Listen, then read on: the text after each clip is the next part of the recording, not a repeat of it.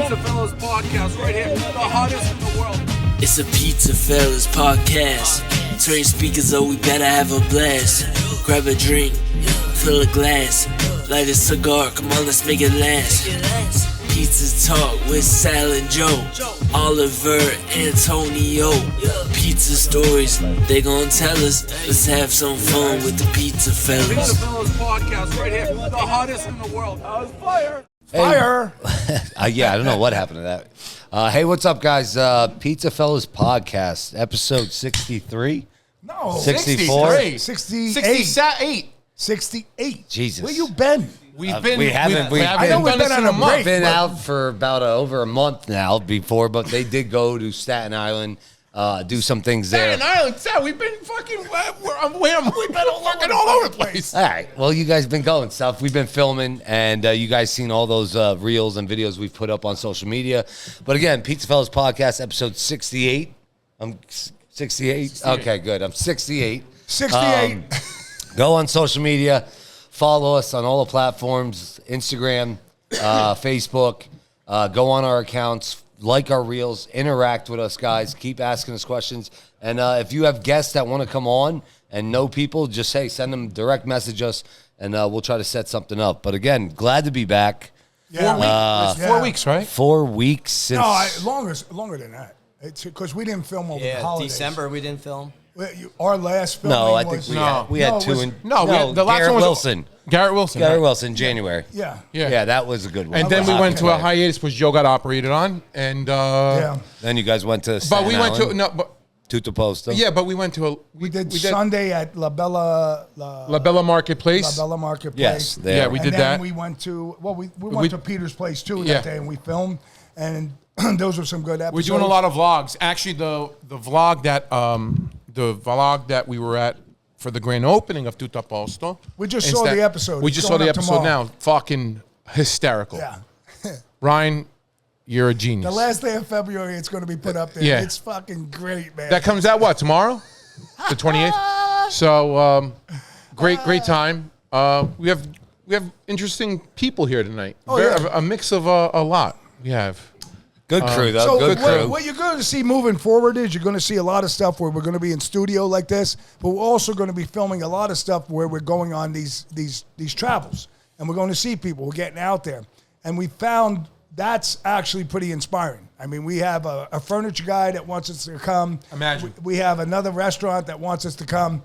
You know, people are reaching out to us. So, you know, the in and out of it is you need the studio, but when we're out there in the public, it's amazing how people really react to us. I mean, how they grab you, they bring you over, and then Ryan's filming, and we're doing all this, and it's exciting. It really is, isn't it? Yeah. Well, the YouTube video was great. Yeah. That was Yeah, good. that was really It was good. really good. Also, we're going to be in Vegas March 22nd to the 27th. Yeah, well, you're going to see us travel through the airport. Yeah, it's going to be on the fucking plane. We're going to be going to the hotel. We're staying where? The Fountain Blue, right? Staying at the Fountain Blue. And then when we're in Vegas, we have, I believe it's five different shows that we're going to be doing on that Tuesday. That Tuesday is going to be big. You have 5 shows Tuesday? Yeah, we have 5 different interactions that we have to be with. So, I mean, and it's not shows. When you guys think of it, we're creating a show, but just so you understand, we have people that are lined up that we're going to be sitting with and we're going to be interviewing, and they're in the pizza industry. And what's going to happen from that is no different than the next day on Wednesday where the people grab you and they're going to want us to come over. So we're going to make a nice, a very nice episode of what's going on with the pizza today, the International Pizza Expo, and our travels, where we go eat, how we get there, leaving the airport. We're going to document everything, and it's pretty freaking cool because when people come up to you when they see the cameras, it's like, can I be on film? Can I have your autograph? The Vegas airport is fucking like it's a party scene. Oh, it's between the unreal. slot Yeah. machines, the Yep. smoking section Yep. bar, Yeah. and everything else. It's a fucking party in itself. But we like I said, we had a great time in Staten Island last Thursday. Coincidentally, Bruno came with us too. We got him out of the cage.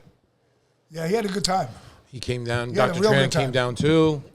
It was actually a good time. So that that video is going to be up tomorrow on YouTube and Spotify, but we'll interact on that. We're a total of 16 going out there. Yeah, 16. Everybody's been interactive with the show. So we don't know, everybody's going to do 16. their thing, but there's the core group that's going to be, and then, I already was on the phone this afternoon talking to people about going to the restaurants and stuff. I hope it's not the total 16 because it's going to be a hard time to get some reservations. I'll tell you. But next year, Sal will come. We'll all go. We'll figure it out. We'll figure it out. But, so we got a great, Here we go. I'm at the show. A great guest tonight. And this is it's going to be a very informative show. Yeah, PizzaFellas got out there. Pay attention to this because this guy can give you some great information. Yes. We usually have restaurant guys on and pizza guys on and this, that, breweries and that. But you know what? We went a different route, and I think this is a great route that we went in because we did talk about when we first started this podcast, we spoke about core. Well, we talk about prime. And all that, right? Core costs and all that. He entertains something that a lot of people are afraid to do. Well, and he's going to explain it. Here where it the is. industry's at. So correct. So this is Tony Dayoub. Call me whatever you want. No. I don't want to call you whatever you want. Tony Dayoub. He's with PayRock Credit Card Processing, the third largest publicly held processor in the United States. Privately. That's what I said, didn't I? No, you said I said publicly? I'm sorry, privately. My bad. I'm human. Dad, pass it down. PayRock.com. If you want to get in touch with him, it's PayRock, PayRock.com, PayRock.com, 610-657-9539. He's going to talk about all this credit card processing shit that nobody fucking knows about, and they just take our money and we don't know where it goes. So Well, before we start, cheers, Tony. Cheers. Thanks for having Thank me. you. Really Thanks for Thanks bringing for this. coming. What is this? Yamakasi. I remember when we drank this this. is- We this drank is this at Alibi. absolutely- No, it wasn't this dark. Cheers. Salute. That was gasoline we drank. Oh, yeah. Oh, that's Oh, fucking yeah. good. You guys That's want good. some? Anybody else want to try it? Dave, come come on, on, Hugh. Dave. Hugh, get over here. Come on. Hugh, Pass that over there. Hugh, drink gasoline. First timer. You're a first timer. You got to give him a try. All right, so Tony, tell us a little bit about your story. About yourself. Let's You know, hear- yourself, What where we you want grew to up. hear is how you got to You where know. you are right now. Give us a briefing of what went on. Starting from Let our people know you. Yeah, my pleasure. So thanks. Talk for to the having mic, me. though. Yeah, Talk to thanks for having me, guys. Get used to this microphone thing. There you go. So you guys know I grew up in Allentown. I went to Bloomsburg University for college.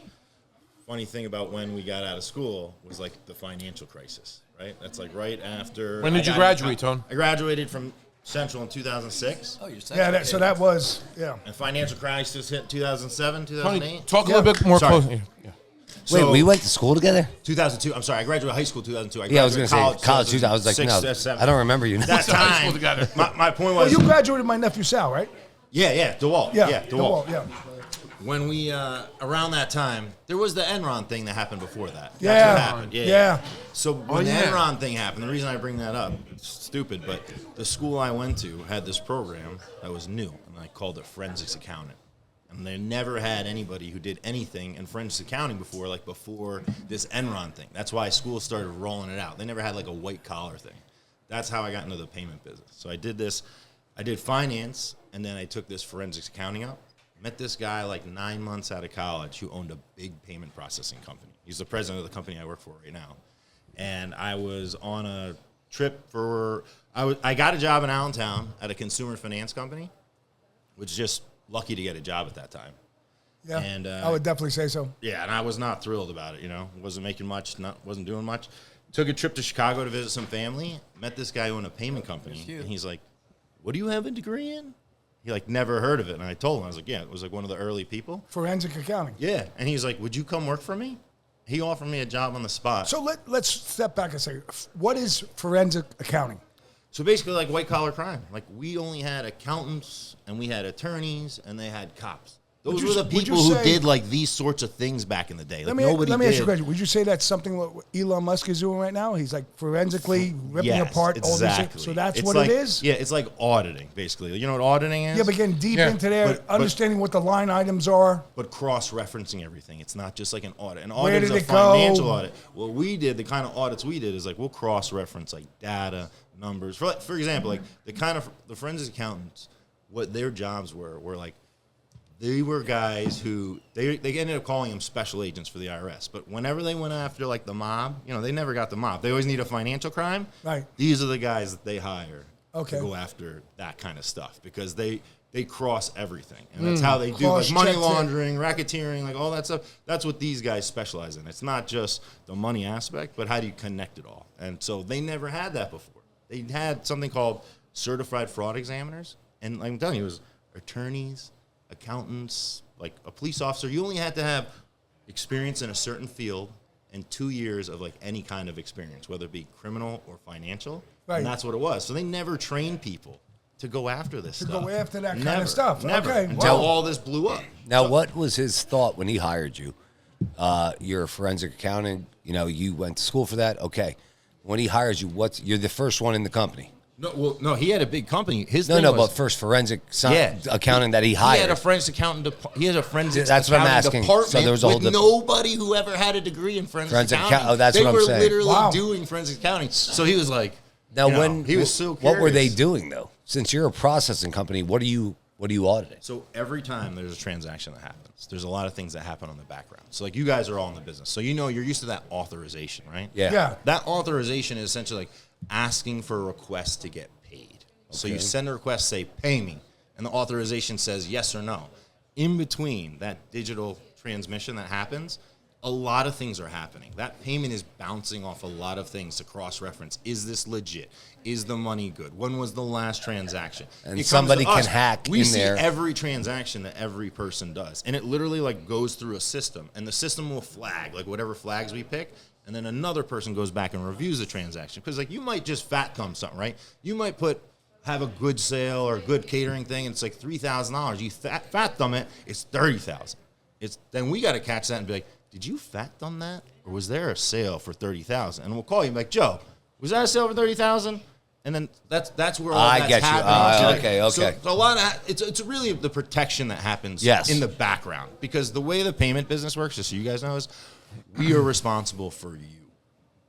The card brands or whoever's name is on the card are responsible for their customer. I don't give a shit about their customer. I only care about you guys. So like that's how. So when we look at a transaction, we're looking at what transactions could be lethal for you. Because if it hits you and you go out of business or you can't cover it, Right. we're covering it. So basically, We like carry your liability essentially. So he brings you in, and what's your next role?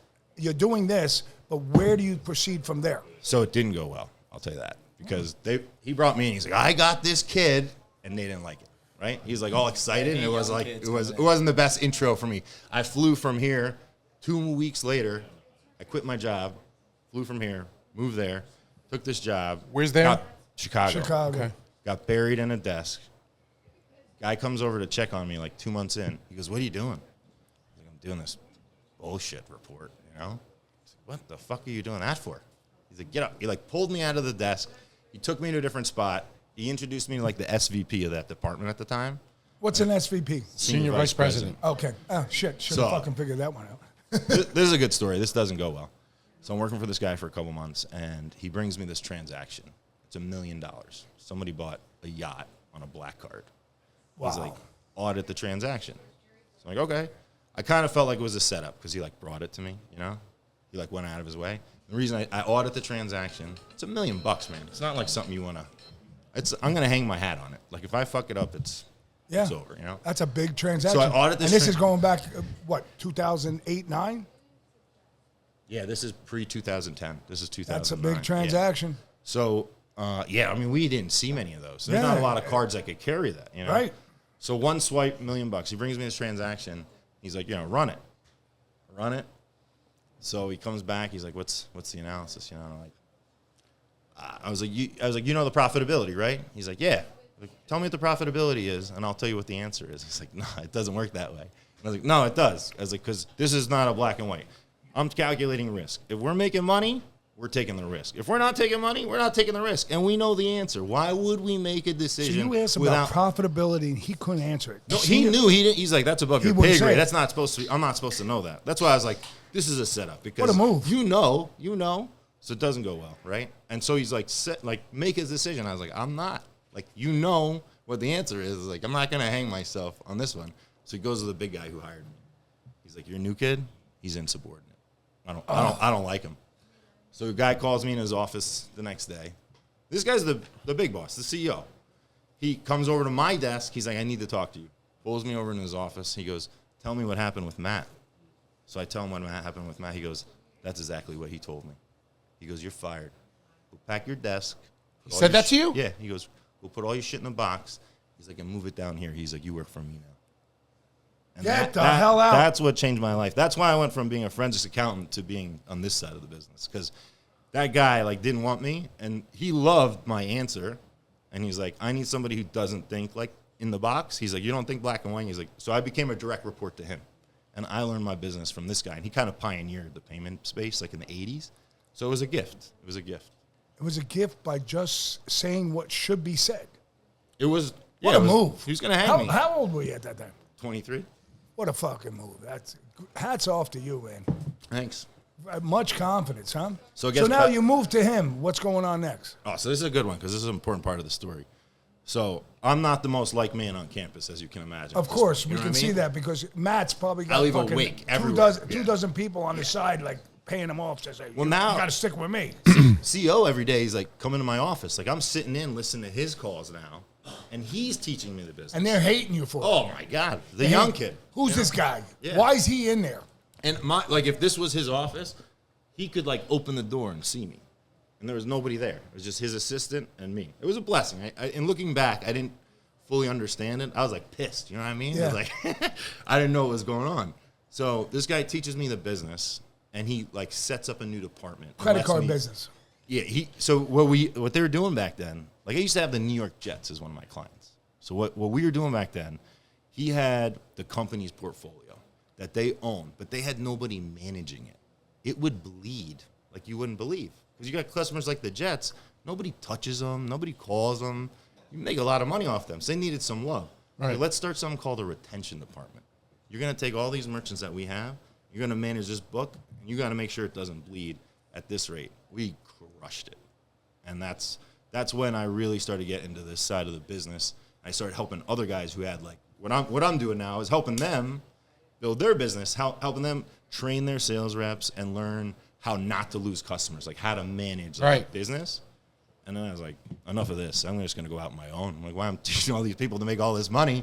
And then the rest was history. So after the Jets is when you realized what you were doing with them and all that volume of dollars that was going through. You decided to say, I've got to get out there. Well, I built it for them, and then he had me doing it for other guys.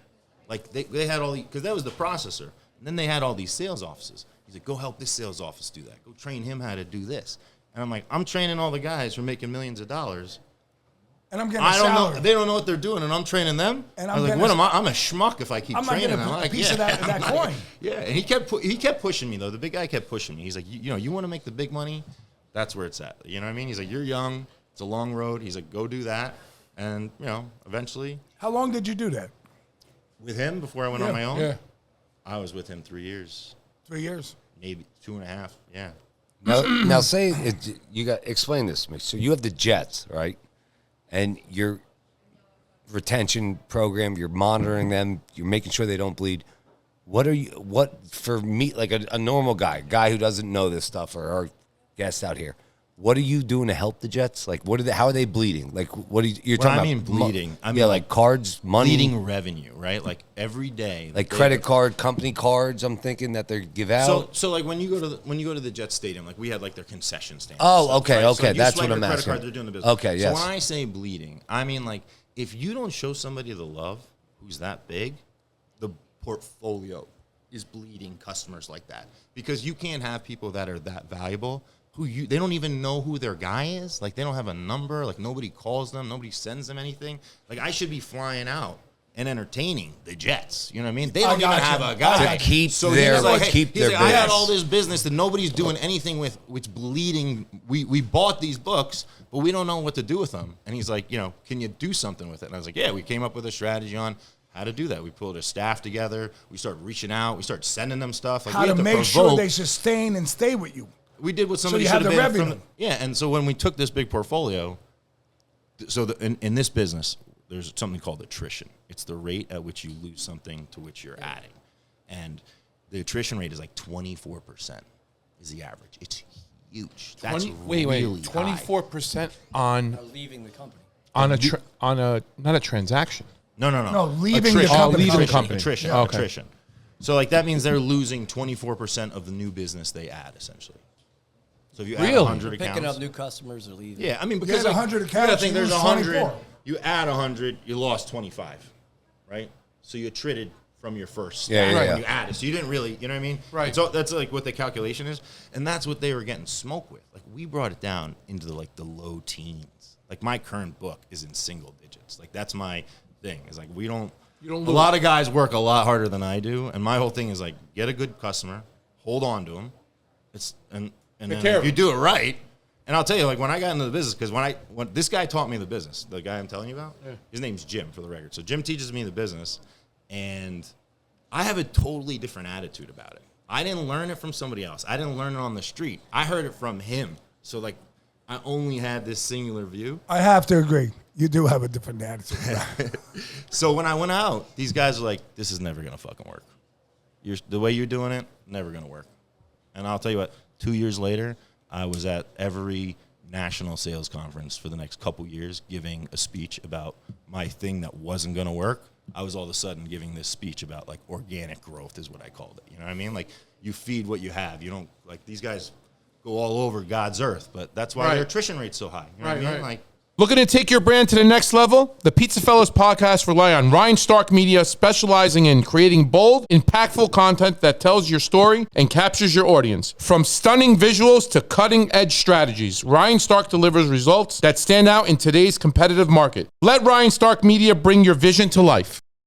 Calling all foodies and chefs, the restaurant store at 3155 Shonersville Road, Bethlehem, Pennsylvania is your one-stop shop for the top quality kitchen supplies and restaurant essentials. With Nick and Sean's expert guidance, you'll find everything you need to elevate your cooking game. From professional grade tools to everyday essentials. Whether you're running a restaurant or upgrading your home kitchen, the restaurant store has it all. Visit today and let Nick and Sean help you turn your culinary dreams into reality. And tell them that the PizzaFellas Podcast said so. I got you now. So you're just retaining your customers and making sure they feel it and they know it. Because at the end of the day, I know how many guys come into the restaurant, just a small business like us, and there was one guy, you're right, you might have not worked as hard as him, but he was just like, that's it. He got an account and then he left. yeah. Yeah, and So you that- don't see him again. You don't, So like that's my big thing. Is like anybody who's worked for me, like my sales team too.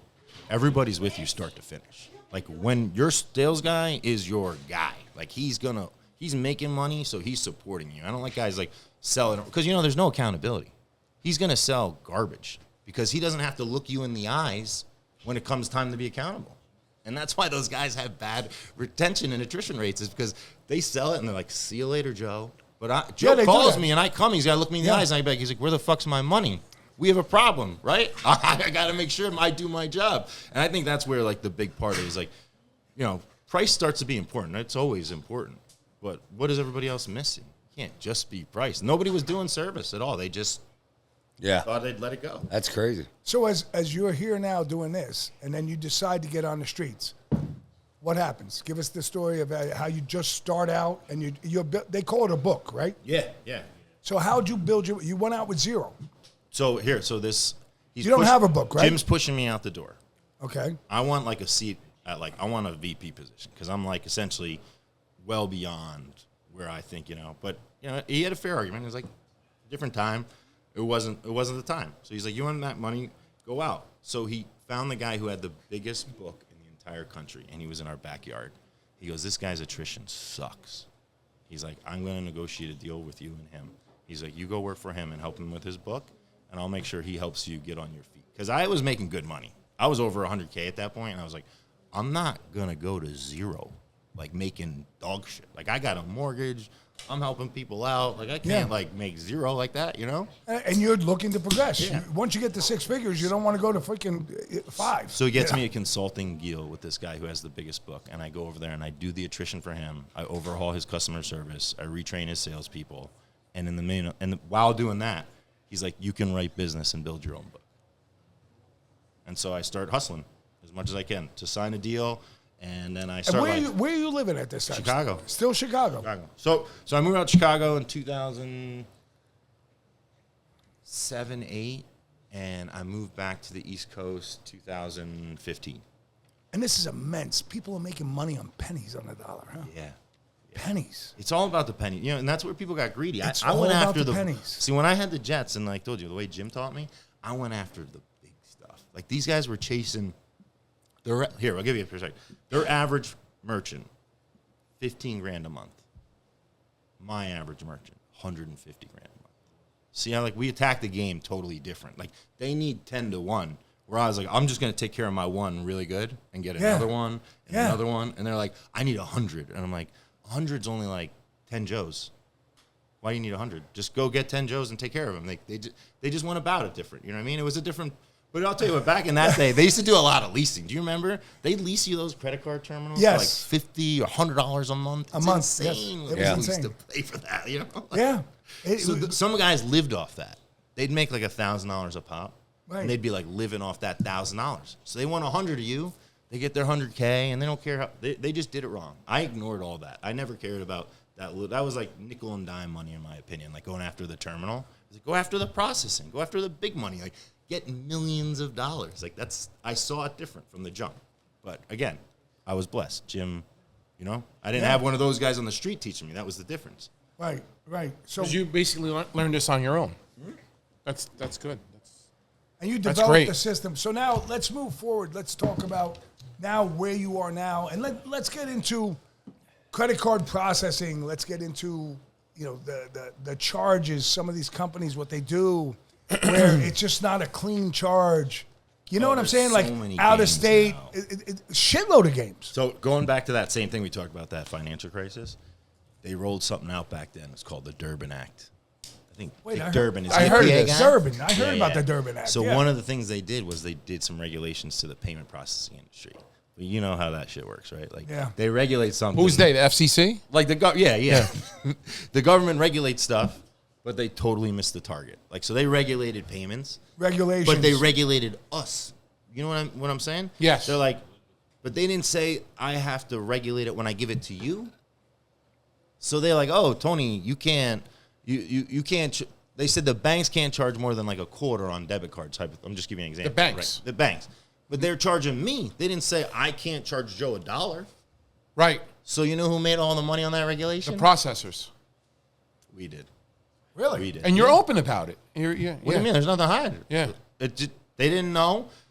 People thought they were passing along. I mean, that's the way regulation works. Like they're trying to pass it on to the consumer. Yeah. No, the corporation's slave. Some bureaucrat making a law just because he sits in a chair knows with nothing Congress about not it. even Knows making nothing. a vote, Yeah. nor the Senate. That's what bureaucracy is. You know? And See they that fucked shit? it up. Stick somebody in an office, they got a 20-year job, and they make a regulation because their job calls for it. And two-thirds of America doesn't even realize regulations are the worst fucking things in the world. There's ways around it always. Well- It is. So now get into, I can remember, like, just as recently, like, we got back together. But I had a processor where the fee, you can't follow the fees. Back in those days, you could never follow, what you charged, if you had $5,000 in credit card fees, when you saw your deposits, they were lag, in my eyes, and you couldn't, it was an accounting menace. Why? They did this on purpose. Why does it make the end user? Why does it make it difficult for a guy when like I, him? When I deal, Why? when I deal What with do you you mean now, why? when I deal with No, you now, and Bruno, well, you can I stay know with why. this. I want It's them to cut know. and it. dry. It's not a secret. It's exactly what you think it is. It's meant to be difficult so you don't understand. The less you understand, the harder it is for you to have an argument with me, right? True. Like, then you need to Yeah. ask me. It's different when you can do the math. But you have to ask me to do the math, and you don't know that math's right. I'm not saying that's what I do. I'm just saying, like, No, is you it meant don't- to be you don't hard? do Like, that. It's meant to be I deal hard. with Like, you. it is. Like, you can't read anybody's statements. I spent months learning how to train and read these statements. I have a fucking accounting and finance degree, and it took me months to learn how to figure out everybody's statements. Like, you're never going to do it. I don't mean that in any And then- No, respect I want you to all. say it. I mean, that's what And it there's is. still processes out there doing it so complicated. Yeah, I mean, it's getting worse. it's- So, like, it's I unreal. want to know if this is like this for you guys. Was there a time in the pizza business where things were so good and the market got, like, flooded, you had all this saturation? As far as Like in the 80s and the 90s, thing like where pizza shops So open 80s left and right. Like, you was can't- there a time like that? Yeah, but there was no credit card. It's all No, cash. what I'm trying it's to okay. say is that when that Durbin thing came in, that's when we got really saturated because a lot of crazy. guys started running to the market to get my job because there was so much money to be made. And that really fucked it up. Yeah. You really diluted it. You didn't get as good of a product. You weren't getting service. Like everything started to be sloppy after that. I was just trying to say, like, you know when it's like when the market gets saturated and everybody wants to run to your business. Right. They can't do your business. How long you and your dad making pizza? Yeah, my God, You know what I mean? I'm 52 years doing it, and it's just like I'm in my 40s. I started doing this at 23 years old. Like you can't Started do it when I like was 7. me, you know what I mean? Like it.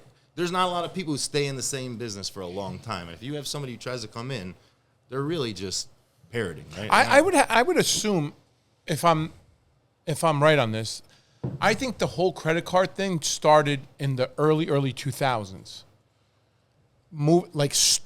It was starting to go, and then no, 2004, listen, 2000. in the 80s. There was a credit card, but There remember how it was was, credit Joe? cards. You You put got the a credit stamp. card. Yeah, whatever. I know what he means. I think what he means is like Sal and I can probably relate to this. Is like that's when like you and I started carrying around a debit card. You know what I mean? Like Yeah. those kind of years. That was different. Like that was when like we had cash. My dad had cash. Like around that time, it was like people started having cards. Like not credit cards, like debit cards. Like credit cards were like either a debt or a luxury thing. I feel like back then. Now it's like common. You're like, I can get my points. Listen, I'm not gonna, like, you know? I can remember I was at Hess's downtown at 9th and Hamilton, Gee, right? This is downtown.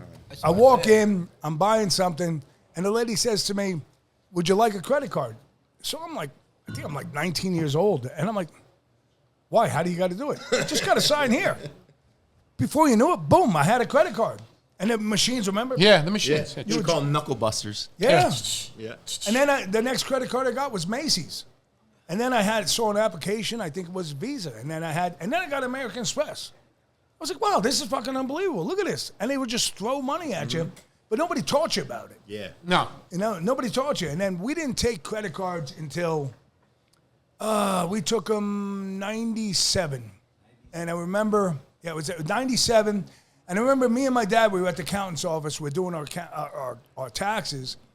And Mike's there sitting, and my father goes, the money's in the wires. And Mike said to him, "What'd you say, Sal?" That's like an epic line that needs to be. But that's what he said. And I was like, I looked at my dad because my dad was so pissed off that we had to take credit cards. But we were doing business with people that wanted credit cards. You understand? Like people are coming in, they're reps or things like that, buying pizza. They need the credit card. Yeah. So I made the choice. I brought us the credit cards. And my father just would always say, the money's in the wires. Yeah. And that's an epic statement because when he said that, I thought to myself, I says, wow.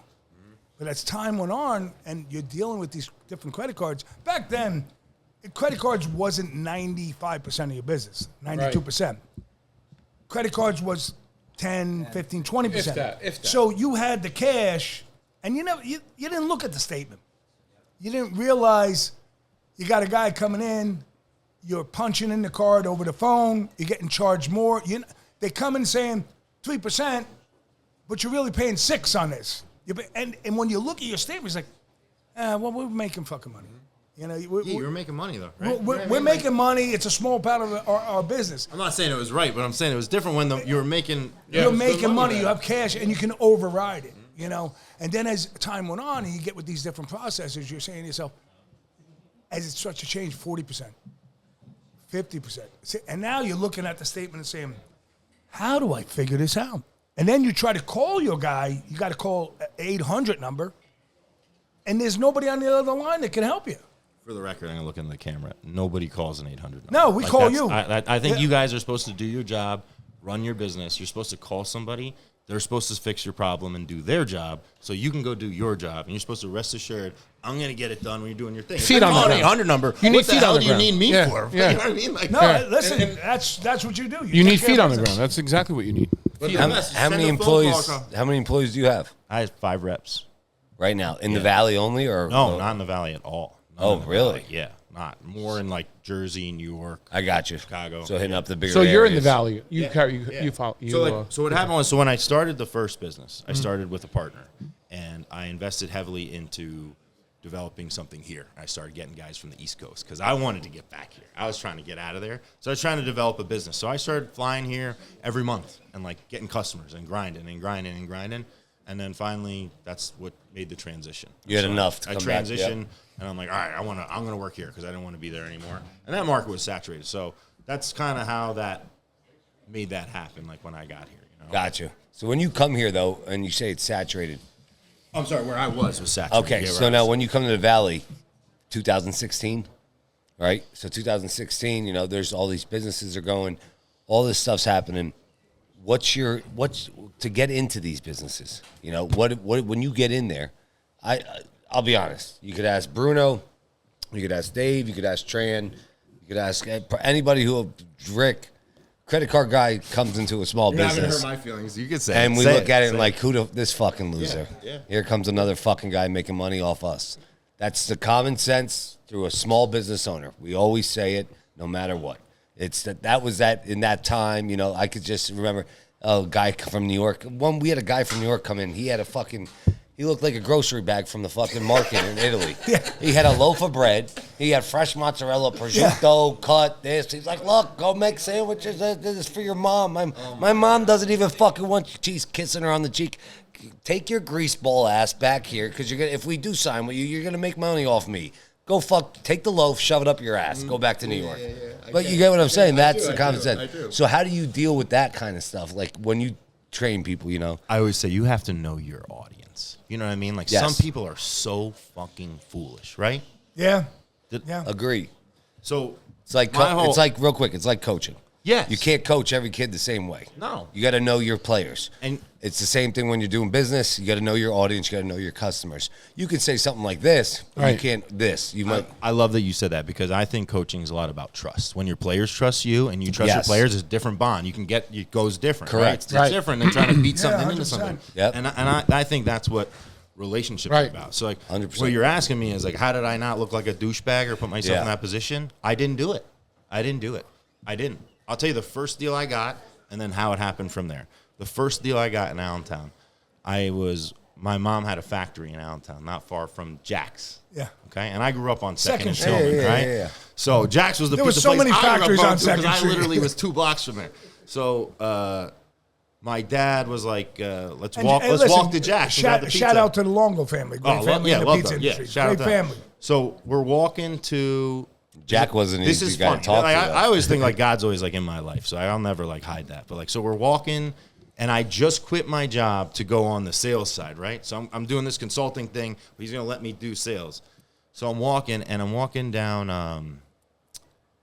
What is that? Sumner Avenue down there right behind it. Yep. And there's like a Syrian guy who has a car shop, and we're walking Yeah. by, and he's outside bitching about something. And we're like, no. And we're like, what's your problem, man? He's like, these fucking credit card guys, sons of bitches, blah, blah. I was like, I was like, what do you got going on? I signed the deal that day, right? This is on the way to Jack's. I'm like, we'll come back. So after we get done, I come back. I sign him that day. On the way to Jack's, I see Frank Longo. Frank Longo. And I'm like, Frank, we're bullshitting. And he's like, what are you doing now? So I tell him, he goes, would you look at my credit card stuff? Signed Frank. So first ink I got on paper was Frank that day. Good and I old signed Second this Syrian Street. guy. So I show up Good for old work. Second I have Street. 2 deals before my first day. I'm like, Should have what went to the fuck, Dominguez kid? Market. So You should have went to Dominguez. You would have had all that Spanish money. I tried. I did. But my point is those kind of things all became in like, yo, go talk to this guy. Yeah. Go talk to that guy. And my whole model, like when I was telling you, like when I did it different than those guys, it was all about like the slow burn. Like there was a lot of money to be made. Right. But I wasn't after like the fast money because like I told you, you'll lose it. Like I was trying to build something because once my model was built on like it's a consistent thing. These guys have this hockey stick model. But then they can't go beyond that. May That I say attrition something? number like keeps knocking. You can't get above it. So that slowness. Go ahead. Well, what I want to say is when we first met and we sat down, the reason why I came to you was because I had such complicated statements. The one thing I have to say is then and now, there's nothing complicated. Deposits come in the next day. You see the money. And I mean, if they don't come in the next That's day. important, Joe. That's it's- very important. listen, So it's just underestimated because how important that is. You know, everything's good until you don't get paid. There's things Right. you don't control. The bank, Thesis is the bank that controls a lot of the money. They're the ones who move the money. Like they're the money. wires. So they're the wires. We had how many times did Thesis shut down? Or there was an issue, and then they're not, and that happens. That's country. The Though. moment, That's like, if you know, I don't that's see like, a deposit right now come in, I'm saying to myself, there's something with Thesis. It's there. Something happened. Most guys don't even know who Thesis is. It's a bank that doesn't even advertise. BlackRock advertises. You know what I mean? But Thesis has more money probably than fucking BlackRock. Aren't they internationally the largest freaking handler of all that money? No comment. All right. Well, my comment is, from what I studied on them, they handle a lot of fucking money. Yeah, you're right. You're right. They do handle a lot of money. I want to say something on what you're saying about that because Gigi called me while you were out, and we did something new a couple years ago that's underestimated. People have no idea because not a lot of companies do this. Money is important. Yeah. So what we did was we made a secondary deposit. So we allow you, like, you know, you have the cutoff to get your money the next day. Yes. That has a lot to do with thesis or the network, your time zone. There was a lot of factors. There's a lot of things going on. So some companies had like different windows. Right. And then we kept trying to get it like close to midnight where we could turn around. So they were smart. This is part of being like a privately held company. This is what I'm going to tell you guys. This is what's important is they're like, we're going to create our own. We're going to do 2 deposits in one day. So if we don't get it to you by the morning, you'll get it by 4 p.m. So if you deposit like 2, 3 a.m., 4 a.m., you're a bar now, you'll get it that same day, 12 hours later. So all those people who like miss their cutoff or things happen with money, you have like a secondary backup. Oh, shit. So like when Gigi called me, she's like, I was worried about this deposit. And I was like, and we checked, came in at 4 o'clock, came with the secondary deposit. So you still get it that day. Think so about you'll it. never like bounce funds that way. You know what I mean? For the audience to hear, she didn't call 1-800. She called you. She called Tony. I think she texted me. She said, can you look into this? Right? Text. Even better. Yeah. Where's my money? Yeah, but I mean, But that's what you want to do. You don't. You Bruno, know, you use it? Let me. I got to That give a takes shout out seconds, here, like- guys. All the pizza fellas You out use there them? that are watching this, I use them. Bruno uses them. Trent Everybody doesn't. who's out there, what I want you to understand: if you have a credit card company right now and you're calling 1-800, you need to go with him. This is what I'm saying. 1-800-SCAM.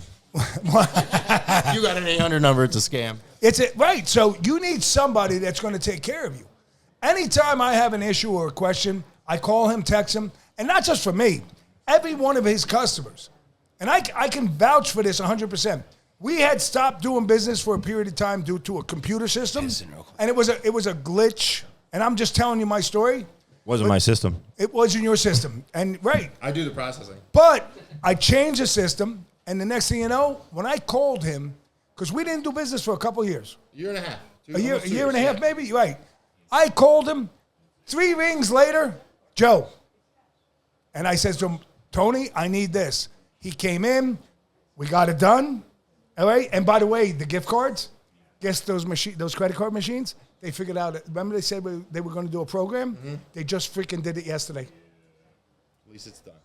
But we told him what to do. Yeah. You told him what to do. Oh, that I didn't realize. Yeah, I know. With the gift cards. Remember we had to put that separate I think thing? what Joe's talking about is he has somebody running his point of sale, and we're doing the payments. And we're not going to say names, No. but what we'll say is they needed instructions on how to do their job. They were trying to tell us how to do the integration, and I was telling Joe, this guy doesn't know what he's talking about, and we got on the phone, me, and we explained to I've already them, done that this is with what them. you need to be doing. Yeah. They It don't wasn't know. our software, our product at all, but I you're think right. that's what, and I'm going to go back to that privately held company. Like, when you answer to shareholders, it's like, you're like yes man, hourly employees. 100%. We have control. 'Cause you're You know what making I mean? a whole- When you talk, like, we don't answer to anybody. Like, what are No, the I rules? got it. We Tony, make I the got to give rules. it Who to you. answer You have to, control. know? Like what we did in the last 7 months, what we accomplished with the credit, like we would talk to you, come to the shop, and you were there like once a week, getting this Yeah, down. I mean, you gotta make sure. You know what I mean? That's where I go to the service part, right? If you're in the shit, like if it's not working or things are not working, you know what? You might not want to see my face, but I'm there. If Yeah. I'm not there, man, Listen, it's a lot worse, you right? sent Then me you're a like, Christmas this freaking gift. guy's not even up. You know what I mean? Right. Like, it's No, easy to send a 100%. Christmas gift. It's harder to sit there when things are broke and be like, I'm in it with you. Yeah. And that's why I think, that's what. It's If it's even money, wouldn't you want the guy who's in the shit with you? That's how I look at it. Listen, let's talk a little bit about like fees. Let's make guys understand, different swipe, not on your program, but maybe what's going on in the industry with like a corporate card out of state or if it's dialed in, you don't put the zip code. Like right now, they ask for, you ask for the card number, you ask for the 3-digit, you ask for the expiration, and now suddenly the zip code is big. What's big about the zip code and all 4 items that you're punching in right now?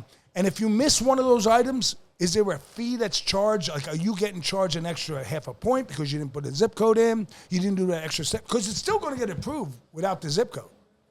So what is all the, are these new structures they put in just to be able to add on a point here, a point there? So I'm going to kind of like go through it all because it's going to be hard to like pinpoint it. And what I want is I want the audience to like be able to follow and understand it because we're going to take them to the end too. And so I'm going to answer that question. So basically the way like credit cards have always worked, and they still kind of do, but we'll explain how they work now, is there's what they call tiers, okay? Yes, And I know about tiers. Think about a tier like a bucket. So we got 3 buckets here, right? It's like I want to throw this one in this bucket, I want to throw it in this bucket, and this bucket. I can throw it in whatever bucket I want. So they used to do this thing called tiered pricing. They put it whatever bucket they want. You're going to pay this price, and I get to pick the qualifications of those transactions, right? So, that kind of went away. Now that doesn't happen as much. But there are some companies still tiering it. I'm sure there are. Yeah, I showed you that. Yeah. But to answer your question is, this is how it works. There's like 300 maybe card types out there, like credit cards, debit cards, everything from your corporate card to the card you give your kid at college, right? Points cards, right? Everything, every card you can imagine. Who's paying for the points? Me? Yep. You? Yep. I am. We're gonna get to that. Yep. All right. So the way these cards work is they have a percentage and a transaction fee attached to them. This is the secret. This is what when I found this out, this is when my light bulb went off. Okay. So there's 2 pieces to every transaction. This is where all the money's at. There's a transaction fee and a percentage. And that's why you see it that way. But you don't know who's getting what, right? So here's the skinny. When you pay that 10-cent transaction fee, Right. Visa, MasterCard, Discover, Amex, that's their piece. Yep. They get their 10 cents no matter On every swipe. what. What a fucking amount of money. Now, huh? listen to this. Holy shit. So remember, who's insuring who? I'm insuring you. Me. Somebody else is insuring the customer. Right. They ain't covering anything. Nothing. They get their 10 cents every No swipe matter across what. the world. Yeah. And they don't have any liability. It's a joke when they sue like Visa and MasterCard. It's semantics. They're not even, what are they suing them for? Who are they responsible for? They're just the ones issuing the card. They stamp their cards on it. It's a bank's card. But, so I'll tell you one more secret. So when I was with Jim 6 months and Visa went public and he taught me this and I was like, oh shit, I get it. So that was the first big one I bought. And it was like, they don't have any risk. They have no They have risk. all the transactions It in the world. doesn't matter. As and long as somebody their else name is on the insuring card, everybody they're getting else. 10 cents.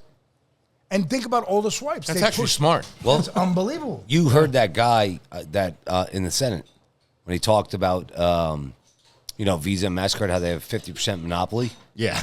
You heard that speech, right? Fact. Yeah. So It's fact. I want to play I mean, this it's more quick. than that. Play this so that you could hear it, and then everyone can hear it on who's watching this. Bruno. What's your profit margin? Right here. Patrick? It's circa 50%. Mr. Sheedy, What's the Slightly profit higher. margin? it's higher than 50% profit margin? Slightly higher than MasterCard, yes. Yeah. Why is it that small businesses continue to use Visa and MasterCard when you're getting charged so much more?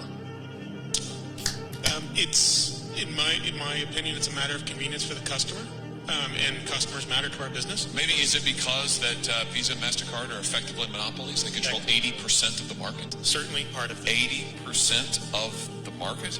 I'm just having a hard time understanding, Mr. Sheedy, Mr. Patrick. Think about that. I'm going to make Monopoly. that sound so much worse for you.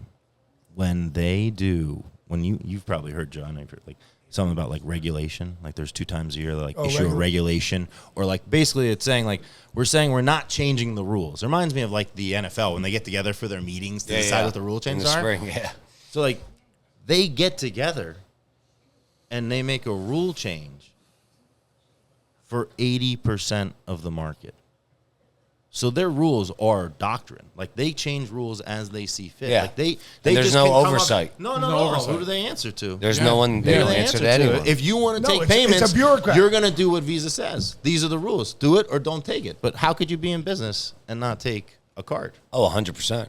Anna Capri Foods, serving fine Italian restaurants and pizzerias since 1975. Serving Italian restaurants through the New York, New Jersey, and Pennsylvania region. Dedicated to quality for over 40 years. Located at 55 Winans Ave, Cranford, New Jersey, 07016. Phone number 908-272-4700. For all your Italian, restaurant, and pizzeria food supplies. Since 1975. When it comes to our teeth, the official dentistry for the PizzaFellas Podcast is Smiles by Tran, located at 3570 Hamilton Boulevard, Suite 302, Allentown, Pennsylvania. With expert care and state-of-the-art dental technology, Dr. Tran provides everything from routine checkups to advanced cosmetic treatments. Let your best smile shine with the personalized care you deserve by Smiles by Tran. So like that I'm trying to tell you is like they meet, but they meet together is my point. Like they're meeting together and making these decisions. They're not like competitors. Like when you say monopoly means you have to, there's no competition. Like when do you meet with your competitor to make the rules? So I got a question for you, okay? Because we're talking about monopoly. So not this past You guys are getting in trouble. in 2022. All right, 2022. Got an email. So I charge for credit cards. Prior to that, when I first started charging for credit cards, come in, I was told, well, guys are charging 6%, guys are charging 5%. I said, what's the norm? They said 4.99%. I said, all right, let's do 3.99%. I can charge whatever I want? They said, yes. And then I can take the profit from it? They said, yes. This is what, and if I'm wrong, Tony, correct me. All of a sudden, 2022, October, November, get an email. That's Compliance. when the meetings are. That's when the meetings are. October is one of the releases. All right, compliance. If you charge more than 3% and you charge on debit cards, they'll hold your money and fine you. And we talked about it at least, I would say at least a half a dozen times on this show. And I remember I read it and I was like, they made this rule, but the law that Congress said is we can charge, because Congress passed that law that you could charge for credit cards. That was a law, not a regulation.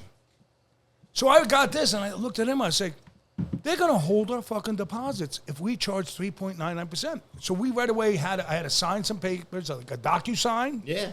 I had to go on, I had to agree to the shit. I talked about it, I was like, this is ridiculous what they are doing to the American people and American businesses. I was coming out with a piece of head, and you know what my volume is. I did. All right, so it was benefiting to us. But why am customers will say, why am I paying for your rewards? Why am I paying for you to go on a trip? I got to pay for my family to go on a trip. And all of a sudden they come down with this, and then all of a sudden I heard guys getting fined without, their deposits are held back. They're taking it out of your deposits. Is this... Am I saying something incorrect? No, let me explain to the reiterate audience. on it? I'll explain to the audience. So I got a good story too about you. So I'm sitting in one of those sales conferences I told you about, and they're telling us we're going to do this new thing called cash discounting, and you're going to be able to let the merchant charge the customer for the credit card processing fee, and he's not going to have to pay a penny. I swear on my children. The minute that meeting broke, I ran out in the hallway and I called Joe and I go, Joe, you're not going to believe it, but you're going to fucking love this. And I called you and I flew home and we set up cash discounting like a month later. All right. Yeah. The reason I'm telling that story at that time, I'll tell you guys so everybody knows, because everybody should know the facts of like why cash discounting exists. Because of people like Wawa. Because Wawa used to give you a cash price and a credit price. Oh, gas. And they used to be like, yo, you know, everybody, you wanted to charge more for credit cards, you couldn't do that, but they were letting the gas stations do it. So there's a class action lawsuit. It's like, it's unfair business practice. You're letting them do it. You know what they said? We're not letting them do it. They're giving their customers a cash discount. So this guy developed the software that did this thing. It was essentially like a cash discount. They gave you two prices, a cash and a credit price. Well, actually, the gas stations is what ignited the conversation between us. I was like, why are they doing this? So that's when they said it. That's why I called you right away. But my point is, they were letting somebody else do it, and then they got caught. And then they had to roll it out to everybody in the country. And then they were letting us do it just that way. Yeah, it used to you be could capped charge whatever you want. It used to be capped at $3.99 was the cap on It all was cards $3.99? across Okay, so I was across wrong? the board. Okay. And then that's right. And then in 2022, they dropped the regulation. Yeah. And they said you can't charge on debit cards and you can't go over 3% on credit. Or they're going to fine you. Yeah. But think about it. listen to me. This is Gestapo. how this is how weird they are. Like this, they talked about this for 2 years. And it's not you doing it. It's Visa, MasterCard doing it. They're monitoring it. It's to everybody in the country. We have no control of it. You have no control They tell over it. us to do it. We do it because if they don't do it, we don't process. I don't have a choice. You know, it's like the IRS tells you to do something. Like they control your finances. Like, you know, you don't listen, you get shut down. So it did change. Okay. Now I'll tell you, this is the big difference. Like when you called me and you told me what you had going on, what I knew your problem was the company who was doing it, they're not compliant. Okay, because the reason it looks like that is my company, thankfully, we missed it. We made a mistake. So we rolled out the compliance stuff before, and it wasn't regulated. So we developed all this compliance software to do it the way that they said you were going to do it, and then they never did it that way. So we never used it. So it sat there. But when it dropped and they said it's time to do it this way, we already built it. We already had all the software, all the program, all the accounting, everything. We already became certified to do that. These companies didn't have it. So they kind of like tried to rush it to roll it out so that, you know, they didn't want to lose your business. They didn't want to miss out on that. So they have something that they make it look like that because, you know, it's just moving money. Put a percentage here on the screen, put it here or there. But that's why it's chunky and sloppy like that because it's not built for it. You're not doing Gotcha. And I got to tell you. And they're doing it on purpose. When you're not compliant, you're in the same boat. That doesn't matter to you. Like it doesn't matter if you try to make it look like you need everything needs to be that way. And I say that like, you know, to a lot of guys out there, don't run and change. Don't do anything. Like I don't. You know, I'm just trying to tell you, in the payment business, if you get slapped on the wrist, comply. Yeah. Because if they take away your ability to take payments, but until you slap you on the wrist, you know. Don't change anything. You know, I mean, it's not like that. But I'm just saying, it's like when there's a time. When you say that, like, okay, this is what kills me. Again, when they say slap on the wrist, right? Is it the government or are you talking about Visa, MasterCard? Visa, MasterCard. So Visa, why MasterCard. does anyone who gives a fuck? Because if they take it away, Yeah, if they take it away, if you can't take payments, you couldn't open a pizza shop anywhere, and they'll put you got a like your $10,000 name, your deposit. social, they'll blackball you. Essentially, they call it a blacklist. In that email, they said you have so many times to comply. After that, So you're it's done. usually $1,000. After 30 days, it can go to 10,000. Yes, and yeah. then if it's not 30 or 60 days, it's blacklist. Yeah. Holy shit. Yeah, that's that. The email was And it's crazy. an atrocious email Because When one I in read every it- 10,000 people. So it's fucking legal strong arming. You know what they Listen, did? You know what I'm they so did to glad police it? he's They here. sent secret choppers. That's why. That's why it's so random. Because they're not policing it. They don't know how to police it besides sending secret choppers. That's all. That's it. And they just said they're ending that program. That's why I said to your audience, I'm saying don't change what you have. If you're going to do something, I would maybe suggest doing it the right way, you know. But I'm not going to. But if you have something, at I this would time- stick with it. I would stick with it. I wouldn't. I'm not saying like go jump and change what I'm trying to say, but they deserve to know. So, So like- what it is. So when somebody bullshits them, they know the truth. You know? For example, like with Trump here, when he says, you know, right now, Visa, MasterCard, there's just some things that are going on now. So that's why I looked it up and I brought some stuff because I always wanted to, you know, someone who's in it. Right now, you know, the Americans are in excessive debt due to the fact that, you know, all their cards, most cards, 25+%, right? You get a first credit card, it always is high. Trump wants to cap it at 10%. What's the fucking chances he could even do that with them being not controlled by fucking anyone? Oh, so no. This is he's we're on the same page here. Yeah, He's yeah, smart. yeah. He's smart, man. He's smart. That's what I'm saying. So there's a difference, right? The person charging you that percentage or the institution is the bank. So they roll up under federal banking laws. So if he which is controls the regulated banks by the government, not by Visa, Visa, MasterCard. Oh, So he controls the percentage on the bank cards, and the bank cards are supported by you Visa and flip MasterCard. the back of your card over, it says sponsoring bank. That's who he's regulating. And if you want to be a sponsored bank, you have to play by the rules, right? So he's using the same thing on them. So he's that they're basically using. fucking them over at the back door, trying to say, wow, that's you fucking, can't now. I'm gonna And, you know, fuck listen, you." he's not fucking them over. They make too much They fucking make money. about 10 And cents the on problem every is they're swipe. squeezing you. Yes, They're yes. going to try and squeeze us to like get their money So they- back. But like he's not. They're making so much So money. the interest rate is going to the bank, not to Visa. No, they get their 10 cents. It's going to the 10 cents. institution. No, They they don't get, give a they shit. get every swipe 10 cents. Every swipe. And the most money is pennies on the dollar. You go to Japan, swipe your card, they got 10 Oh, cents. man. Oh, you're going to charge you a conversion fee. You're going to pay. Yes, then you're going to charge that. Yeah, the cover. Holy cow. Yep, they're gonna That's charge that. incredible. Yo, but see, you don't. I mean, you do get it, and you get it because of the size of your business. But like, those little pennies, there are billions of them. Listen, Billions. it's a like day. somebody says to you- billions and billions a day. Like those little the conversion fees, not even like the normal. 10 Remember- cents times 10. 10 people is but $1. Remember the statement Keep is doing the if multiple by somebody 10. says to How many you, times do you use your card a day? There's 360 million people. That's only in the U.S. Right. remember the analogy says, if somebody says to you, I'm going to start paying you a penny a day and double it every day, would you take that job for 30 days? When you do that analogy, What do you mean? You're Of over course. $1 million. Yeah. It's like 2 point some. I am not doing the math. Maybe I'm exaggerating, but it's in the millions. Starting with a penny your first day of work, doubling the second, doubling the third, doubling the fourth, doubling the fifth. One day, sit down and do that. That penny a day analogy, and these guys are taking 10 cents. Oh my God! Now, if you have a corporate company, right, and they're charging these fees, these cash discounts, correct? You know how, What do you mean corporate company? like, say a Costco, a Walmart. That's what I mean by that. We're a small business, not a small business. And they charge a fee, right? It's not illegal to hide the fee. No. No, it's you not. actually have to. You're supposed to disclose it. You have to disclose it. Right. You have to disclose it. So you go to these places, you see the extra fees. Some places you go. How does the corporate world get away with it? Oh, they're not doing. Oh, so here, this is. Sorry, I'm going to break your heart right now.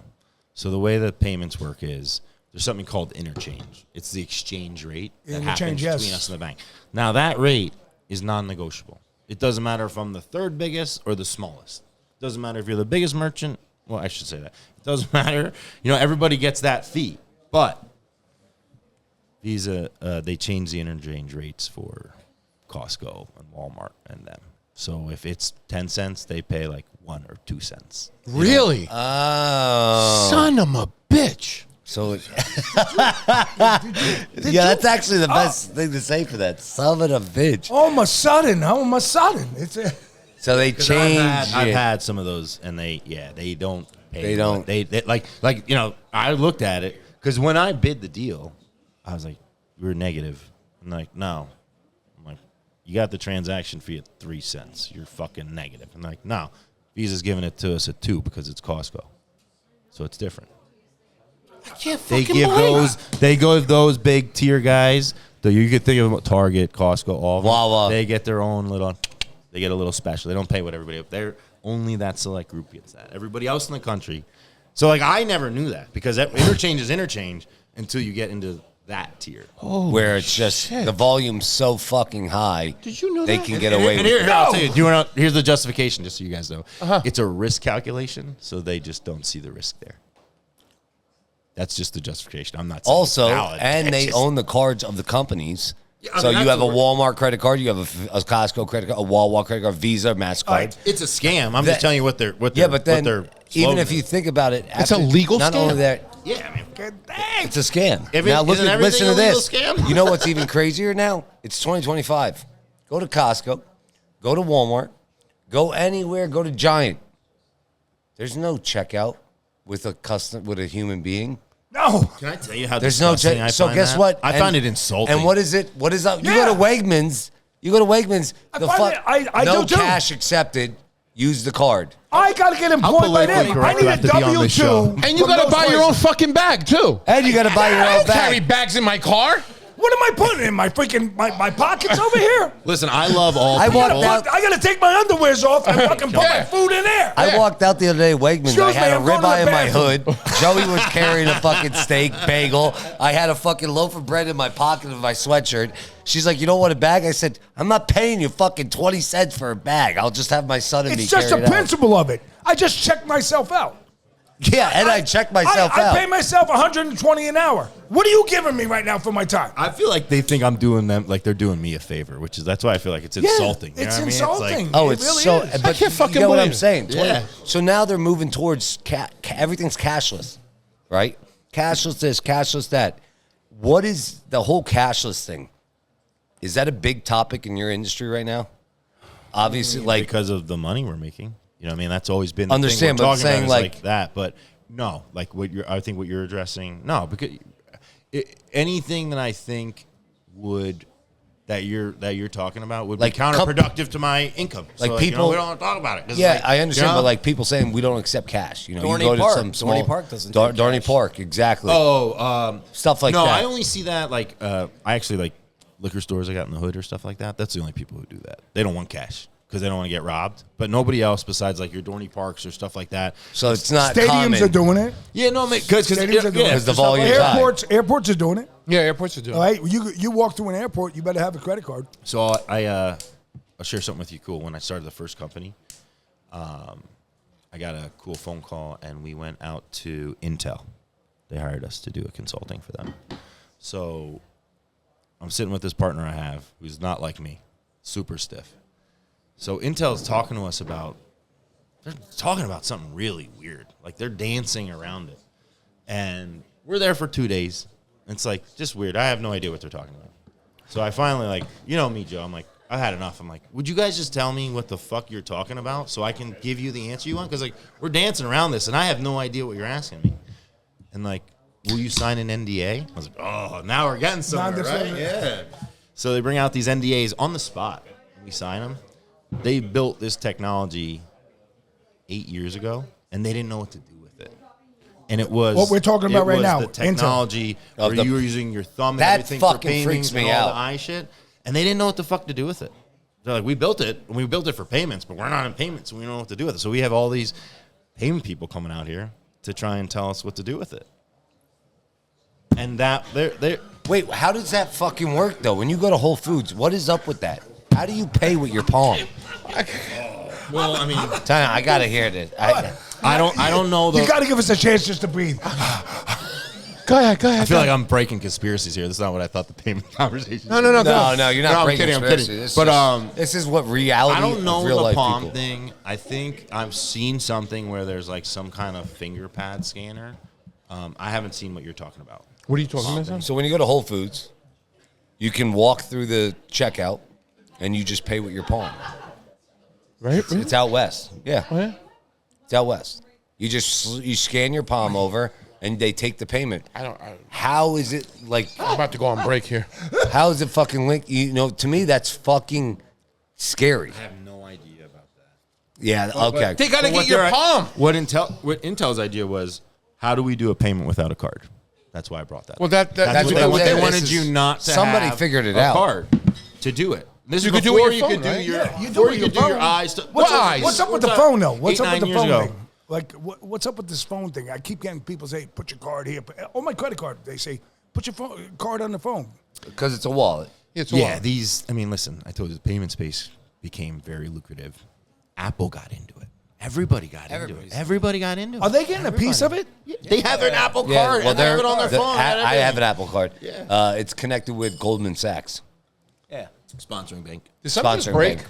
Yep. Goldman Sachs is their sponsoring bank. So Apple, what's the guy who owns Apple? But I think what they're trying to go to, yeah, whatever. just so He you made a guys deal all with know, them. is they want the New World Order, in my opinion, wants to incorporate your biometrics and your finances. So you're not going to have anything. You're only going to have your bio. You're going to have your eyes or your fingers, and that will be payment. That will be communication. Everything will be. And they can control your I mean, money. you're already there. What kid or person under 40 with a new iPhone doesn't have their finger login or their eye login? They all do. At least 80, 90%, right? Well, they all know your eyes. I mean- as soon as you log in your eyes, they so have it tracked. that demographic is going already straight there. back. Yeah. And then they're just going to make it payments. And then these kids just know convenience. I mean, nobody you fights don't, anymore. You don't need a Everyone's easy. wallet. I don't carry my fucking wallet anywhere. I never even have my license on me sometimes. Nothing. I don't never need it. But I'm telling you, if we start doing the finger thing, No, that's no, a no. problem. No, time out. All those crazy movies you saw. I didn't take- Yeah, I didn't take the fucking crazy. vaccine. I'm not What's the doing no movie with finger the- fucking tests, okay? You can fucking tell me. I'll hide in my basement for fucking 20 years before I do that shit. Yo, me and you. Fuck you. I'm with you. We ain't doing it, but I'll sell but there's everything, take the cash, and 100 million fucking kids bother me. behind me who are going to jump Be like, oh, one less thing. I'll go to a beach and drink Bud Lights and smoke cigars for fucking the rest of my life. Imagine that. gun. You go up, let me get a slice of pizza. Put their thumb. Charge their thumb $3.50. What's that What movie with the Timberlake fuck where just they do all that? What with, happens if you have a cut on your thumb? Wait, Dave You know what I'm talking from about? Master Supply needs a check. Hold on, Dave. Listen, Give me so your like- iPad. So in that movie with Timberlake, the difference is it looks like it's embedded in their skin. So if I was just Yeah, I wearing a was watch, just saying it's that. the The same thing, palm right? with Whole Foods. They didn't know about And it it. has to know my pulse rate and everything to authorize it. Like it won't Yeah. go off anybody's I don't know. frequency. All right. Well, listen, we're going to come back. We're gonna we're talk about coming saving these back. guys We some got money. to we got We're to gonna come back to this. We're gonna be back for another segment. We're gonna have some food, relax for a second.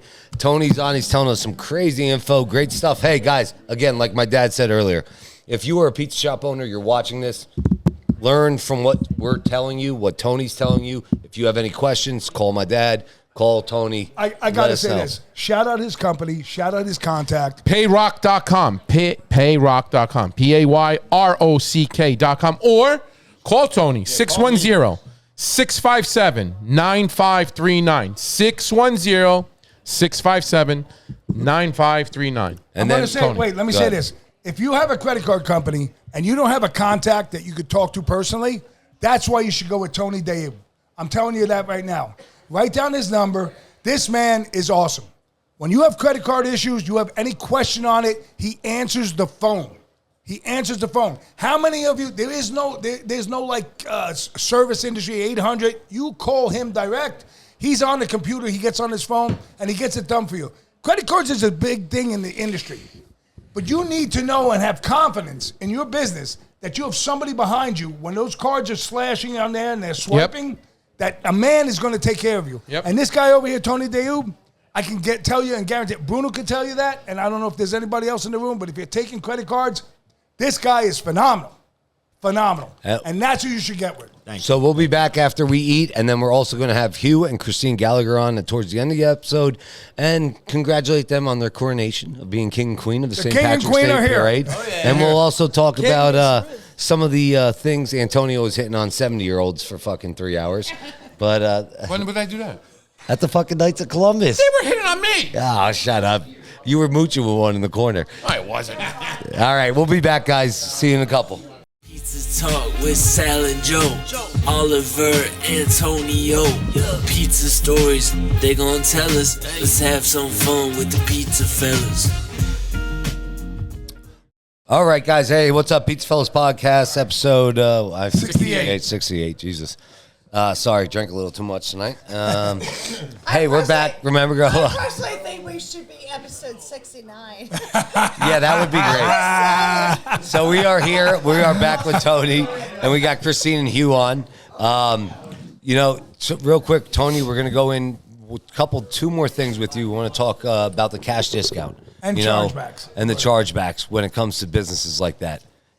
Input on, where's it going? What's truly happening when we do that? On the cash system or chargeback? Let's do chargebacks first. I mean, because I have a subject that I'm going to bring up related to that. I have a couple of friends that are attorneys, and they don't take credit cards anymore. And the reason why is, so they would go into court, they defend the client, $5,000, $6,000, $2,000, and the next thing you know, it's in the beginning of the month. And all of a sudden, before the end of the month, there's a charge button. They're charging, they're disputing what the attorney did to get them out of trouble. And there's people that are perpetual chargebackers. How come the credit card companies, I know they're getting their 10 cents a swipe, but somewhere there has to be some kind of law that stops these people, because we get them too at the shop, $36, $42. I mean, when we get them sometimes, we're doing so much volume, I'll say to my wife, I was like, it's $32. You know what? Just fucking throw it in the fucking garbage. The hassle to go get it back is fucking worse because than letting it go. the money it's going to the time it takes for her or me to get on the phone and get that $32 back, I'd rather go to a casino and put $100 in there. And I don't gamble, but I'm just explaining. So there's people out there that do these chargebacks and they're habitual.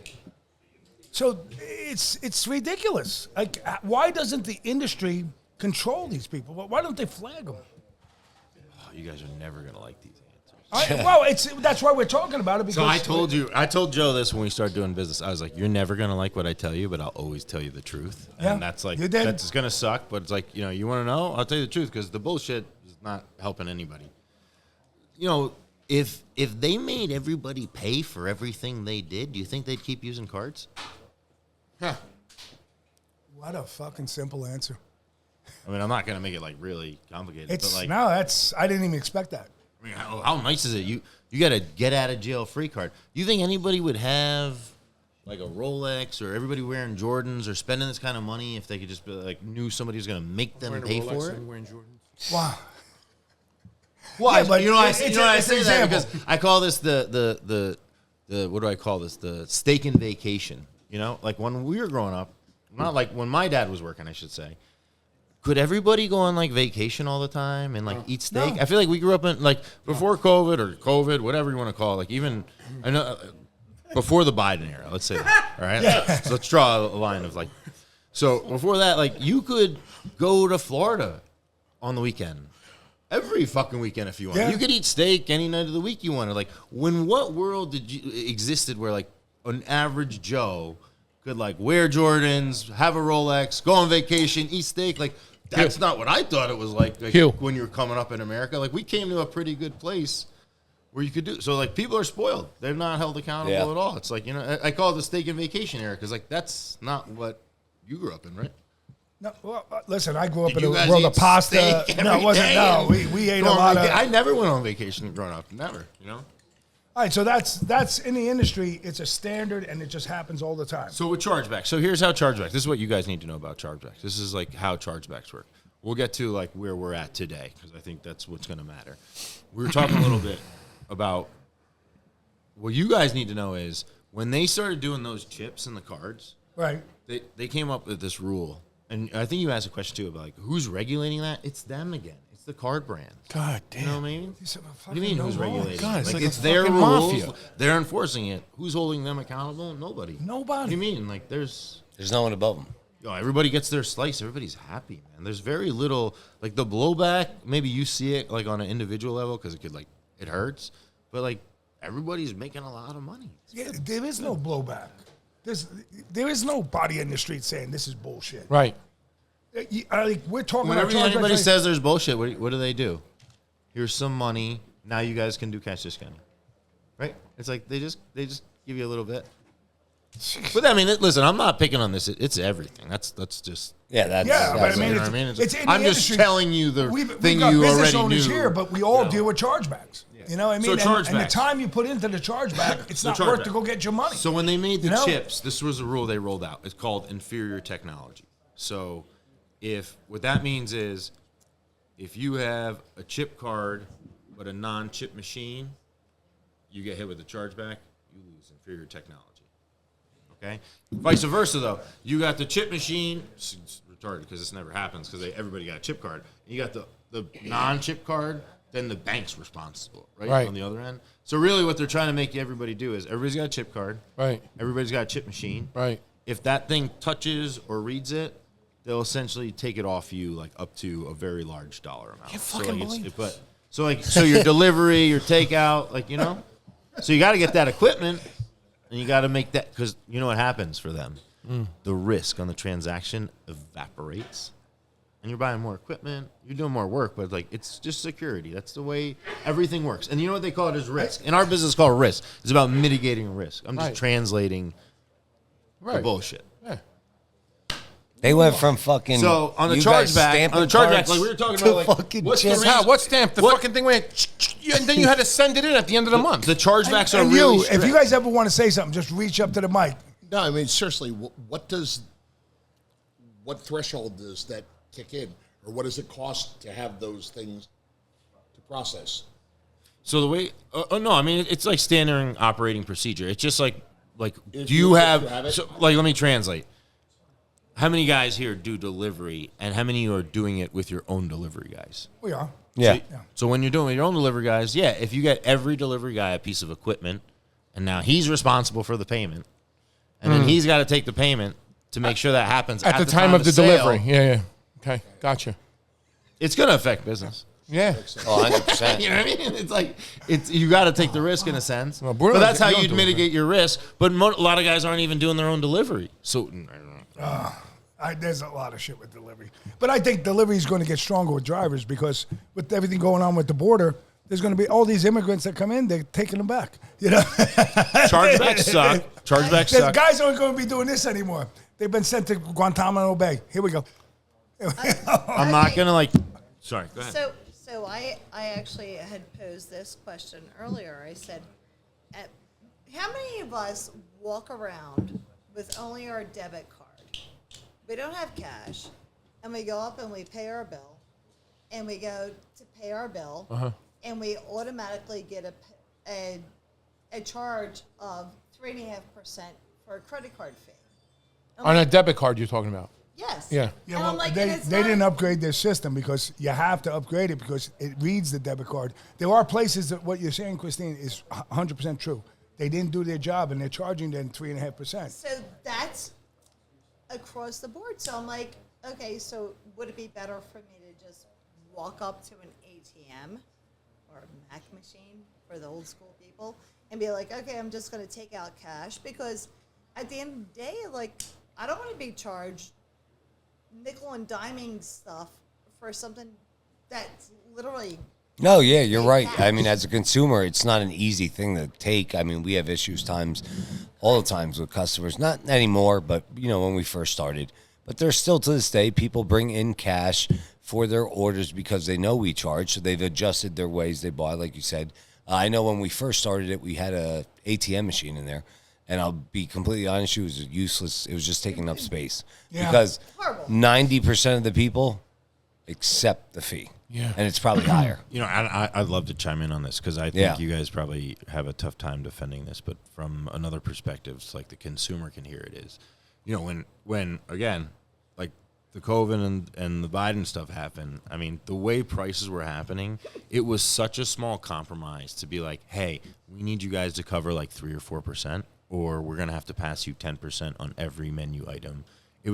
I just think what cost was happening and the way that things were changing, it was unadaptable for people to change their menus that much, to change prices, You're right. try and the way that you would do it would be so different if you were putting it in the actual price. Where when you could take $50,000 or $60,000 off your bottom line, it was a lot better. And then you said, hey, I'm actually not charging you. Bring me cash, please, so I don't have to pass this on to you, and we'll compromise. But your guys' defense, shit was insane. Prices were insane. Yeah. Menus were. I saw guys changing menus 3 times, 4 times a year, and you're adding expense. Dude, the biggest thing everything was retarded. Biggest thing I look at in all the stuff we buy, the one thing I always noticed that it stuck in my head forever.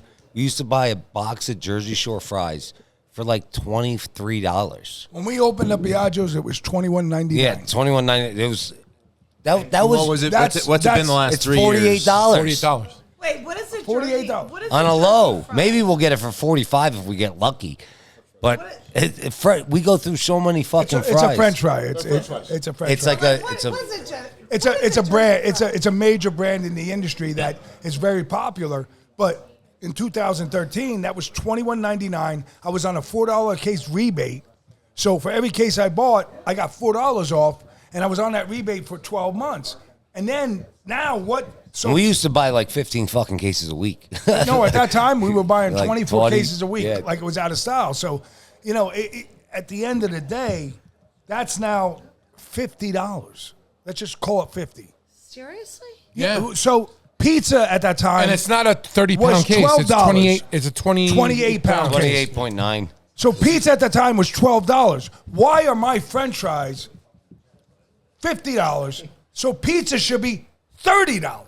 See, if I follow the same translation program. is he can't charge you $20 for French fries, And so the whole consumers don't menu goes realize up that. 10%. So instead of the whole menu going up 10%, they're like, "Can you guys cover the credit card fees or bring us cash?" But I don't think the consumer ever saw it that way because they didn't see what. No, not at all. But it's like, how do you can't do that because wings would go up or fries would go up. I had a and, lady you can't pass it on to one item. You're just like, I just don't get me wings. I had a lady come in today. She ordered a hoagie. She was a nice lady, nice old lady. She goes, $17. She was talking to the girl. I overheard her. She goes, I saw on the menu $11.50. I said, ma'am, you didn't see that on the website. I said, it doesn't say $11.50. I said, it's 2025. I said, eggs are $99. $99? I just made up a number, right? She looked at me. She goes, you're right, son. You're fucking right. She just paid. But it was like, it was one of those things like, come on, let's be honest. I told the customer yesterday he wanted 30 dozen eggs. I said, bro, I don't even want to sell them to you. They're $275. He's like, what? I'm like, yeah. He's like, but I'm like, no, I'm not selling them to you. He's like, send me liquid eggs. I'm like, that's up too. He's like, what do you want to sell me? Half and half if you got to fucking bread something. I don't know. Heavy grease. Whirl. Yeah.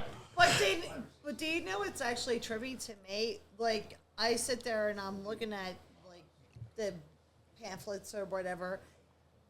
Eggland's best eggs are cheaper than, like, the bullshit eggs that you're going to get. Yes. Eggland's better. Yeah, I know the They're brand. like $5.69 a dozen instead of the $7.69 for, like... That's a good egg, too. They're very good. They're fucking eggs. I'll keep fucking eating them.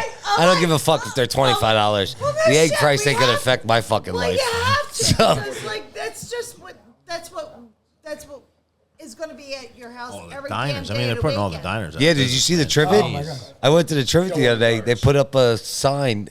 They Was said $3 an egg? no. They cut they cut half their menu or Their omelets are going to be... I mean, What is it? what did they say?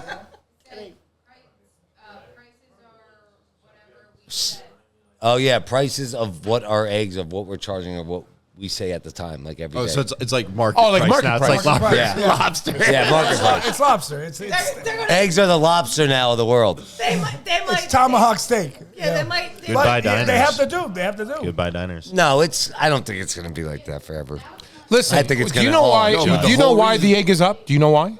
Yeah, I'm gonna There's tell you. 100 million chickens got slaughtered. So our good friend Biden, well, there was a bird flu. So they killed, I don't know the exact number, 20 million or 30 million. 100 million. It sounds insane. Yeah. That's the amount. So they wiped out these birds. Well, obviously, if you wipe out birds, it's not the next day that you get a fucking chicken. It takes time to grow them, pasteurize them, whatever the fuck they do with them, and then lay the egg.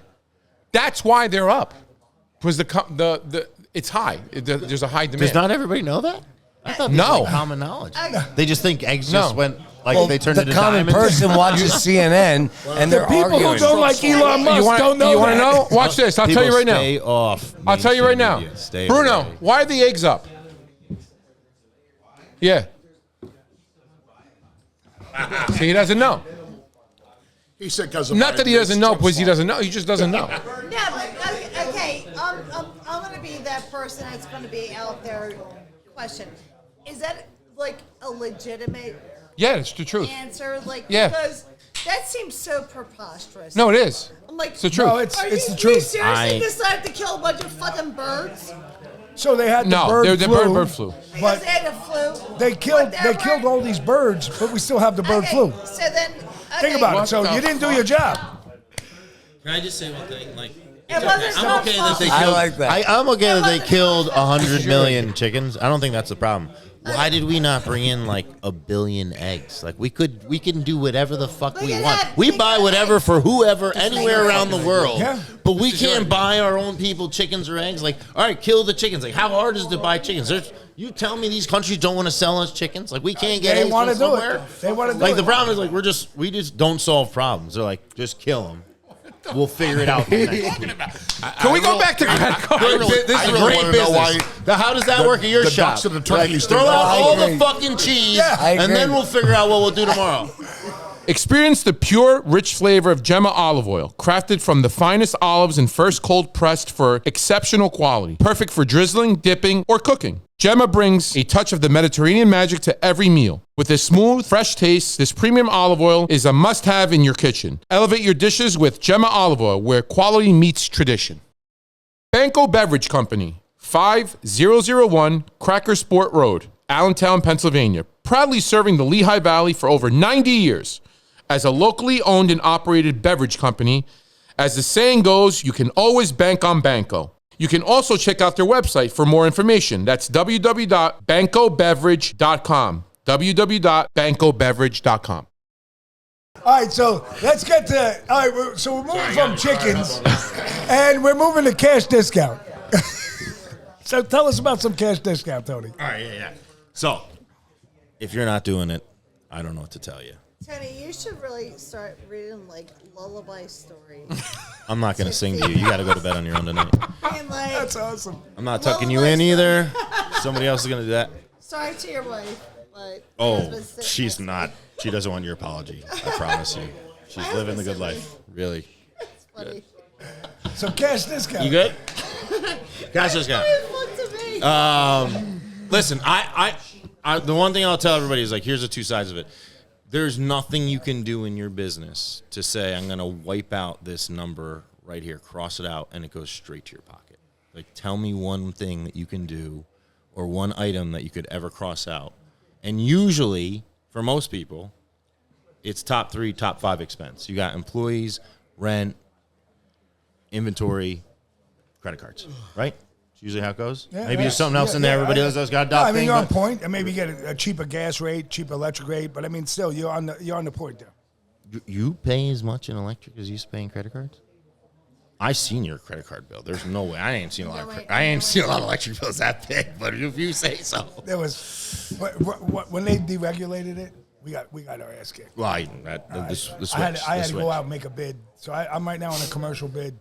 So I was at 15 or something, and I got it down to 10.3. But listen, my point is for like most people, if you do, let's just use $500,000 or $1 million. If you do $500,000 and you're paying 3 to 4%, you're paying $15,000 to $20,000 a year in credit card processing fee. If you can make that number go straight to your pocket, it's just like pure net revenue. Like usually you have to do a lot to make money. You have to like hire more people. You have to buy more product. You have to sell more. You have to do so much. And if you to can make have money. it taken out daily. If we can just flip a switch and you just make more money, that's a blessing. You know what I mean? 100%. And you're not doing anything wrong. This is what everybody's doing in America. So like, if you're not doing it, you have to. Yeah, I don't know why you're not. I'd love to hear 3%. it. Everybody has a reason, but I think everybody who's been afraid or intimidated is they are really happy afterwards. Everybody I've ever dealt those with says, why didn't I do this sooner? Because you're afraid of something, and the more people do it, it's better for like you as business owners, to be honest, to support each other. Like have the same strategy about it, you know? Yeah, no. Well, it's what I say all the time. It's like people say, I can't charge what you charge. If we all woke up in tomorrow morning and said, we're going to charge this for a cheesesteak, this for a pizza, this for a chicken parm, we're all going to be we're going to make our own regulations in our industry across the board, across the state. Nobody can go from shop to shop and complain, and everybody would make money. Suddenly, everybody's customer is all our customers. So you leave me because you're pissed off because you paid $25 for something. Well, you go down the street to the other guy. How much is that? 25. Well, I just you're 25 too. I'm not buying it. Let me go over here. Can I have this? How much? 25. You're 25 too. Now you shut it down. It's the same thing with the 3%. If everybody got on board, they can't bitch and moan nowhere. That's the same thing the credit card companies are doing. And in my business, there's more ignorant guys than there are smart guys. Mm-hmm. And for one thing, I'll tell you is all, get your dictionary. I talk to so many of you all the time, and remember this, I'm going to be out at the expo. I ask you what prime cost is. And when you look at me and say prime rib, I stop the conversation. Because you don't know prime, you shouldn't own a fucking business. And that's the truth about it. Because that's the most important thing a restaurant owner could do. And that's why you're selling 2 pies for $16 instead of getting freaking $18.50 or $24 for a pie. You're the guy that challenges the industry. And there's a shitload of you out there. Mm-hmm. All right? And it's the same thing with the credit cards. Oh, my customer this, Your customer is your customer when he's over in your corner of the land. Then they're over by me, and they'll buy my slice and bitch. Charge the money. If you're not in this to make 6 figures, then you know what? Go get a job, sit on a chair, because 6 figures plus is what and not $100K. Because if you got to fucking own a business for $100K, you better get a fucking job. And that's the fucking bottom line to that. I'll give you the math so that like, because you should do everything that he just said, but the math behind it is like I always do this equation to give people a perspective. If you did like $1 million in credit card sales, and say your total overhead was 3.5%, you're paying $35,000 a year, right? Right. All right. So like, what are most people making? What's your margin? Like 20%? Is that like a good margin in the restaurant business? No. What's a No, margin? The margins are lower. I mean, with everything going on, It's gonna be even better. Go ahead. It's whatever you're looking to get the 12% is fucking hard. All right, let's say 12%. But you're doing volume, and you're sitting there, and each week you're challenging and out. I mean, there's a lot of different parameters to it. It depends on what you're using, how big your menu is, what's going on. But at the end of the day, fair. No, that's fair. Let's just say 15% from my argument, so you hear my math out. Okay, if you do $1 million in credit card sales at 3.5%, your costs on credit cards is $35,000. Right? Is that right math? Mm-hmm. I'm a little intoxicated, so I want to make sure that math's gotcha. I'm pretty sure that's it. So if that goes away, like I always tell people, like, what's the worst thing that could happen? Like the worst thing, and you piss your customers off so bad that 10% of them are like, never come back. I don't want to do business with you again. Like that never happened. I'll tell you, I have a lot of customers. 10% it has never happened. High. I think it's never been 3%. Okay, well, maybe if people have seen a curve in maybe somebody. like the first 30 or 60 days, but nobody's like really ever lost business. I promise you. Okay, because they come to you for a reason. They're not stopping coming to you because of this. They just some people get frustrated in the beginning, but we're past that. We're at a point where this is so normal that it's not like you're the first guy. They've never seen this before. Right. But like, do the math.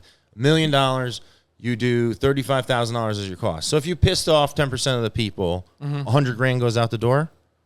Let's just say 10% of your business. Well, look at it from this side of the coin. So if you do $1 million in sales and you charge 3.5%, that's $35,000. So you're charging the customer the $35,000. You're still sitting with the $1 million. No, let's say you're paying the $35,000. Oh, I'm trying to say if I'm paying the $35,000, you're paying. So you do so now I'm $965,000 less. Right, exactly. So what I'm trying to say is, if you I piss paid people off, and and let's say $100,000 $100,000 didn't walk in your door the next 12 months, okay? So you surrender on that $100,000. You surrendered $15,000. I didn't. So I'm saying, if your business went from $1 million to $900,000, right? So that $100,000 you lost in gross sales, you were making $15,000, right? That's your profit margin at 15%. Yeah. That's what I'm trying to say. Yeah. If you pissed everybody off, they're like, "Fuck you, I'm not coming back." 10% of the people don't come back. It's a blessing. Absolutely, it's a blessing, because I just saved you $35,000, and you lost 15. So you just did 10% less work, 10% less inventory, 10% less headache, and made 3 times as much money.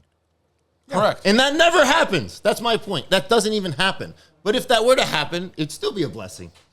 But you're going to get the 100%. same business, and you're still going to save all that money. But I always make that equation so people can put it into perspective. So your worst fear is a blessing. You're going to do less work, less headache, but that doesn't happen. Nobody wants that to happen in their business. It's like the but if you just did Sicilians- the math on it, you tell me, whatever profit margin you're going to The put in, Sicilians used do to it that say, way.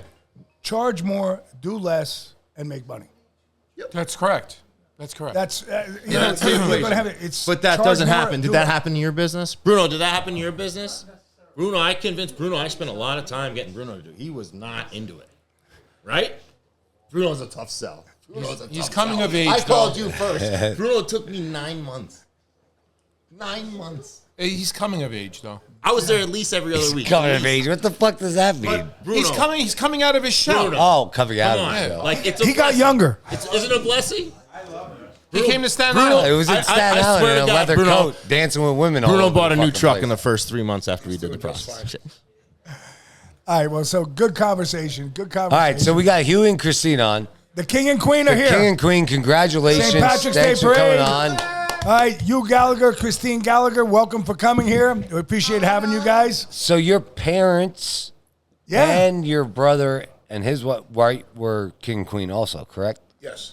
So now you are. That's pretty cool.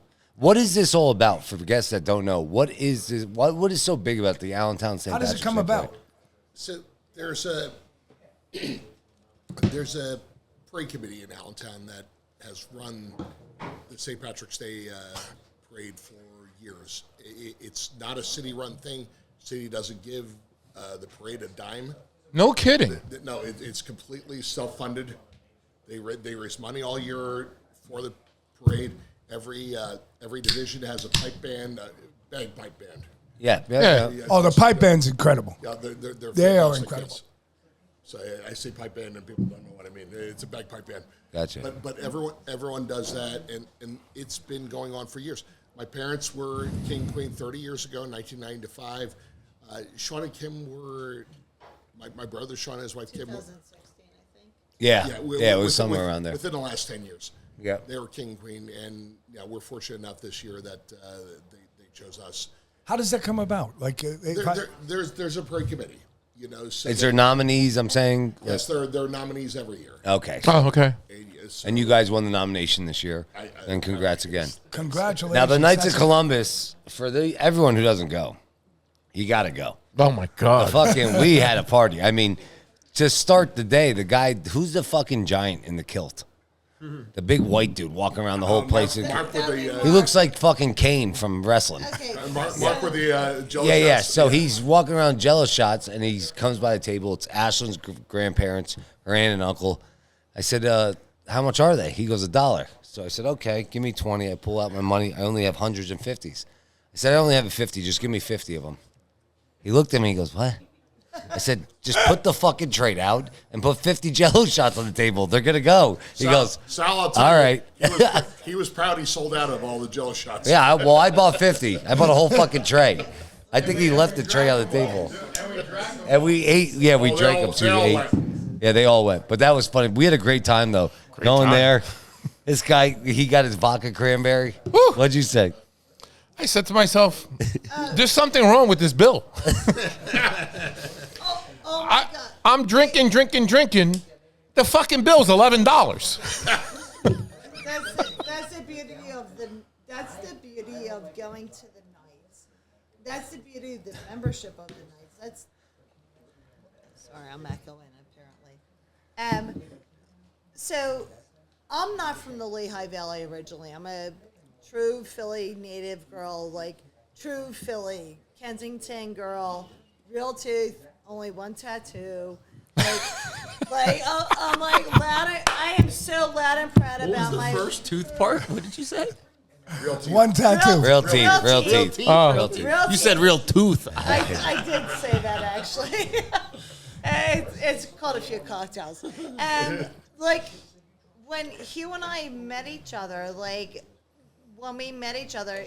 it was all about our big Irish family. It was about he's the oldest of 6. I'm the youngest of 6. Oh shit! Oh wow, I never knew that. I didn't. That's pretty. That's pretty cool. My parents met literally It's a story for the ages. So you're both 100% Irish. Oh no, God. but we're both like 75%. Okay. Is that a rule that you have to be a certain percentage to be the king and queen? Well, you have to be Irish. You have to pretty much accept You have to it. So you're saying me and my wife can't be king and queen one day? Hey, listen, Your wife's Irish. Yeah, that's what I'm saying. My wife. She's not full Irish. She's Pennsylvania Dutch. listen. You already done very much, but she's in. You are, right? I'm in. My grandparents. She's in. I'm in. Yeah, so that was a good night, though. So you had that whole event. How did the baskets go? You sold a lot of stuff at the baskets. We had an incredible night. The numbers we haven't been given, like the fact that like we were represented so properly by our friends and family that came out to support us. Like there were so many people that came out that had never been to the fundraiser.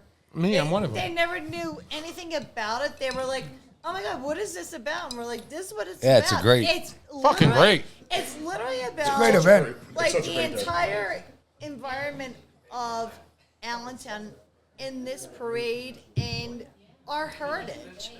And that's listen. There are a lot of other. I'm not even saying it. There are other people that get represented heavily in Allentown, and the fact that we get to actually still have this be ours. Yeah. No, it's definitely. I see what you're saying. I'm all up. I got you. I'm just trying to be comedic. I'm holding back. I've been drinking. I got a lot of jokes over here. Listen, you Yeah, guys got that's an good. Irish Day parade, and for the last 2 years or 3 years, guys keep coming up to. We got to do something for Columbus Day. Columbus Day, Oh, it'd be amazing. and nothing. Nothing. I mean, you guys have a big standing in Allentown. It's a great event. Everybody goes. But there are Italians in Allentown. No, I know, but nobody's getting off their ass. Right. You know what I mean? Like Nobody gives a fuck I've to had do people it. come to me. What are you going to do? What am I doing? I'm running a pizza shop. Find the Italian guy who has the time. I'll support whatever you want. But hats off to the Irish. The Irish come out now in town. No, this is what Big time. They do. Oh my God, everyone In all PA, actually. Scranton's got a huge Irish. in West End. It's amazing. It's actually it's one of those points where I just am like, everyone thinks they're fucking Irish. You go to the drink. You know, after the fucking Knights of Columbus talking about Irish, when we went to Bagpipers. Yeah. Enter.net, web services since 1995, leading the web industry for over 30 years. Located at 3500 Winchester Road, Suite 110, Allentown, Pennsylvania, 18104. 484-725-2090.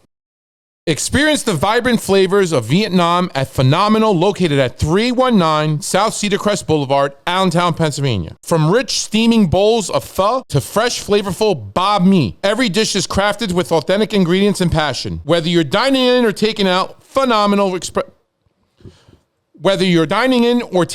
Phenomenal promises a delicious and unforgettable experience. Stop by today and taste why it's more than just a name. It's truly phenomenal. You know, I ordered a fucking Buffalo Trace. Yeah. Tell the story. It's fucking pissing me off. And I'll call Bagpipers out because I asked them on the podcast. They fucking shunned me. Go fuck yourself. I went there. This guy, I go, give me a Buffalo Trace on the rocks.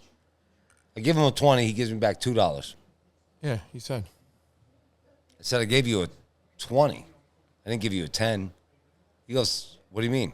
I said, you gave me $2 back. He goes, yeah, $18 for that. I said, timeout. The liter bottle is $33. $33. Like a glass like that, right, Sal? Yeah, little glass like that, one shot. I said to him, $18. I said, I have 25 bottles of Buffalo Trace in my house. I just bought at the liquor store for $8. And you're going to make double off 2 fucking shots? No, actually 33. The liter bottles are $33. Oh, so now... Yeah, those right there. And he goes, right there, yeah. And 33. he just gave me my change. And I'm thinking in my head, I'm like, and I can't charge fucking $25 for a pizza? A glass of bourbon. What the a glass of bourbon. Hey, you piss out. On the West End. Nonetheless. We're not in fucking New York. We're not in Philly. But anyway, sorry. But that was a good time, too, going there afterwards. Listen, at the end of the day, there's places. They got good food. They have good wings. They've got great food. And there are places on the West End that make money because they're well run and they're well priced. Look at Ringers. Ringers does a great fucking job. Great job. Kind of where I was going. The guy makes so much money on a Sunday, right? Selling beer. Just beer, probably. Sal every day. He does $4 nachos, Tony. You get a plate On Sundays. this long of nachos for $4. You know how much that probably cost him? He's not making anything off of it, but guess where he's making it? You drinking 25 beers while you're eating the $4 plate of nachos because... But similar to what, you already know this, he already owns that. Yeah, he owns the property. building. Yeah. He's owned that. No, we all know he- him, he yeah. has, listen, And you got all the degenerates from Mack Trucks and the Syrians so that not- fucking go play the machines. I am And the so- fucking Spanish people. He probably makes a fucking ton off that shit. There's nothing that I will ever Not knock untrue. about Donnie Ringer about any way his establishment is run. No, he's Because- done well. Donnie does a great job. Everybody skins a cat Listen. different. Yep. No, I don't really care because guess what? You can go in there and any day from 11 to 2. He has the same people. They're Yeah, playing the games. they do a great job. They're ordering the same food. The food's consistent. The beer is 100%. consistent. The service is No, consistent. they're not throwing shade. They're not throwing shade. He's got his No. own hustle. He's got a No, great but hustle. what I'm saying, is that I go there every Monday. I have a Monday crew. I used to get fucking hammered on a Monday sometimes. I used to walk out. Ashton's like, what did you do? It's nice that it's still there. It's like one of the few I'm old sitting with, Allentown, you know? I'm sitting with fucking 6. I got 2 guys in a suit. Some One other guy's guy. this. I got another 2 guys. One's a pharmacist. He doesn't fucking work like Oliver. He just fucking goes and drinks and then pretends to work. And then you got another fuck is guy Oliver? that fucking this. He I don't walked know, out. He walked out.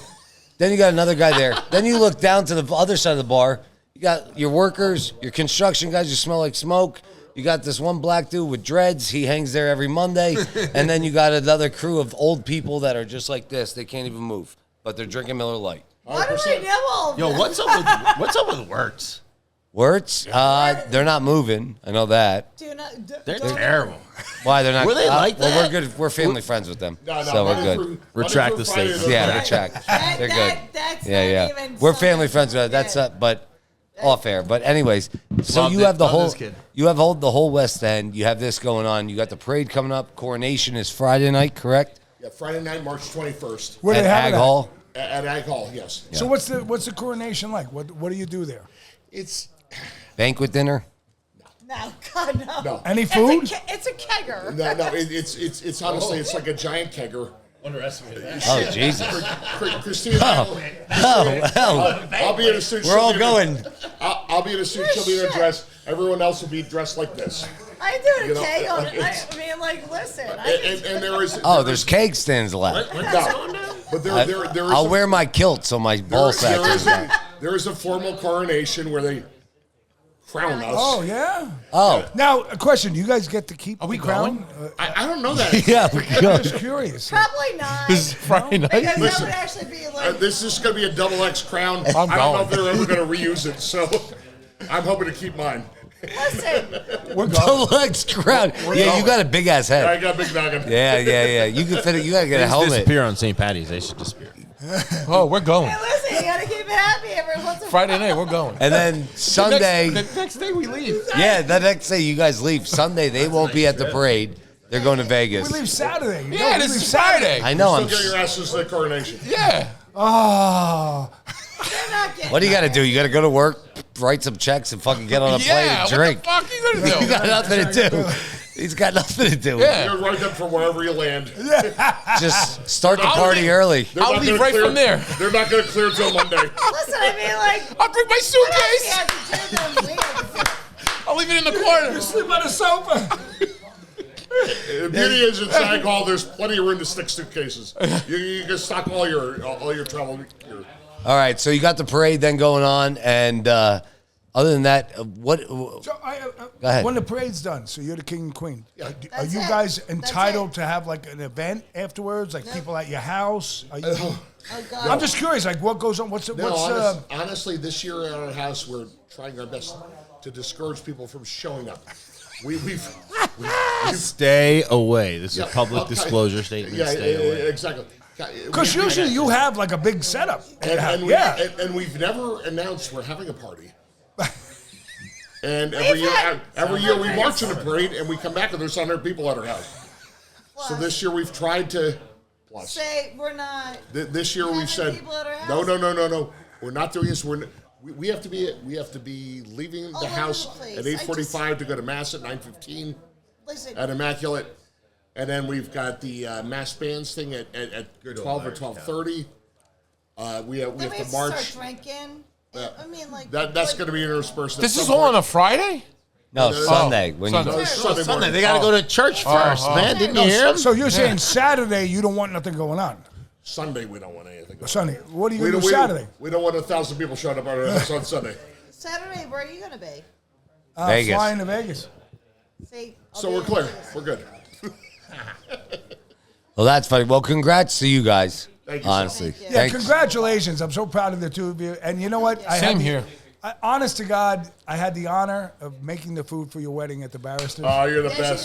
did. And You my know- God, people We, raved we- about it. Yeah, but I mean, that was... Fucking raved about it. Our honestly, family when you still guys thinks came that. to me and said, would you That do was this? It was one of the greatest things I could No, ever do I in my actually, lifetime. I actually Honest want to God. I actually want to speak about that. Because I love the Gallagher family. Like, your old man so and me.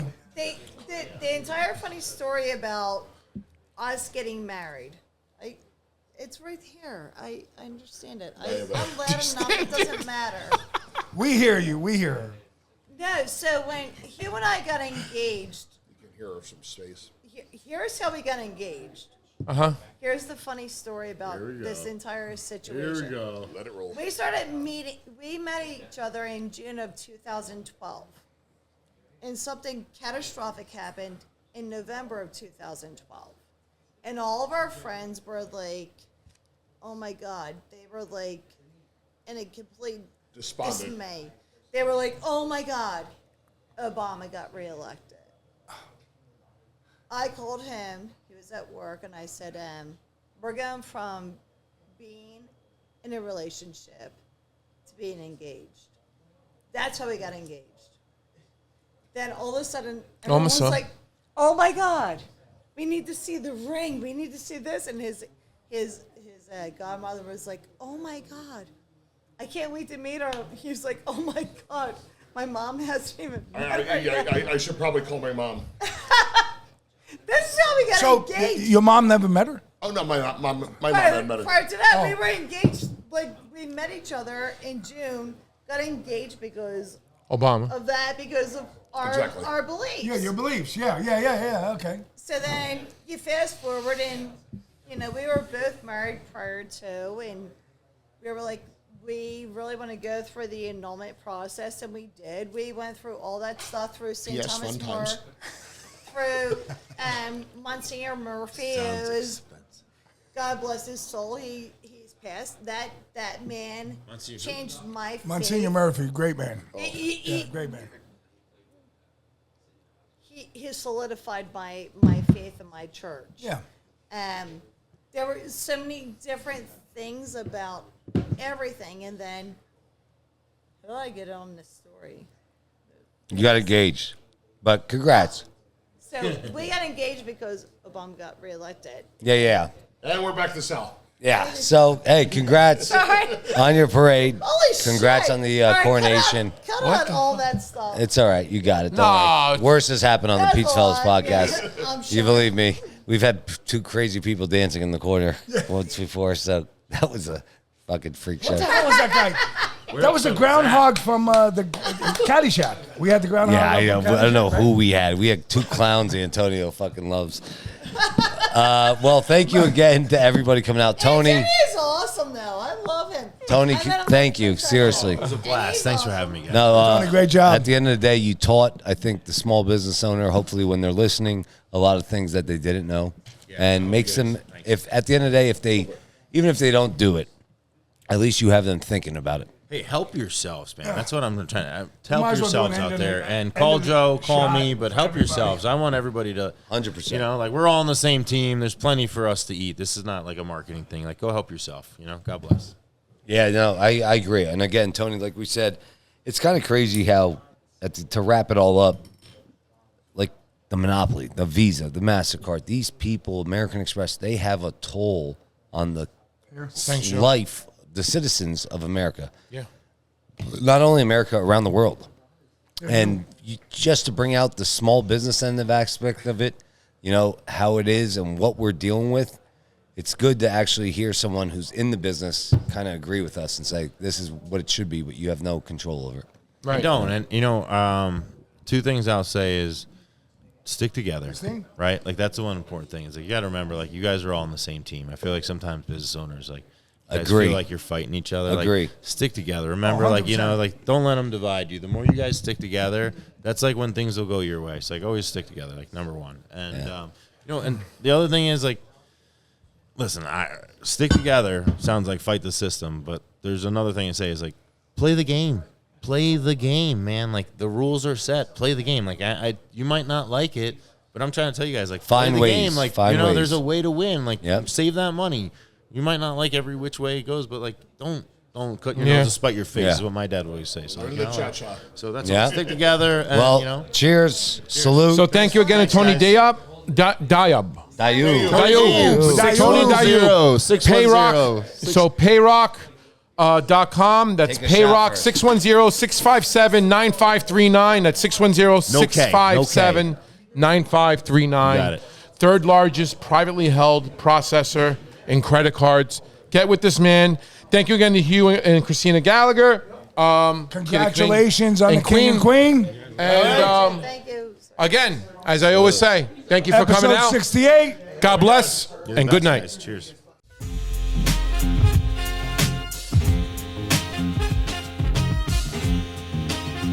PizzaFellas Podcast right here, the hottest in the world. It's a PizzaFellas Podcast. Turn your speakers up, we better have a blast. Grab a drink, fill a glass, light a cigar, come on, let's make it last. Pizza Talk with Sal and Joe, Oliver, Antonio. Pizza stories, they gon' tell us. Let's have some fun with the Pizza Fellas. PizzaFellas Podcast right here, the hottest in the world. How's fire?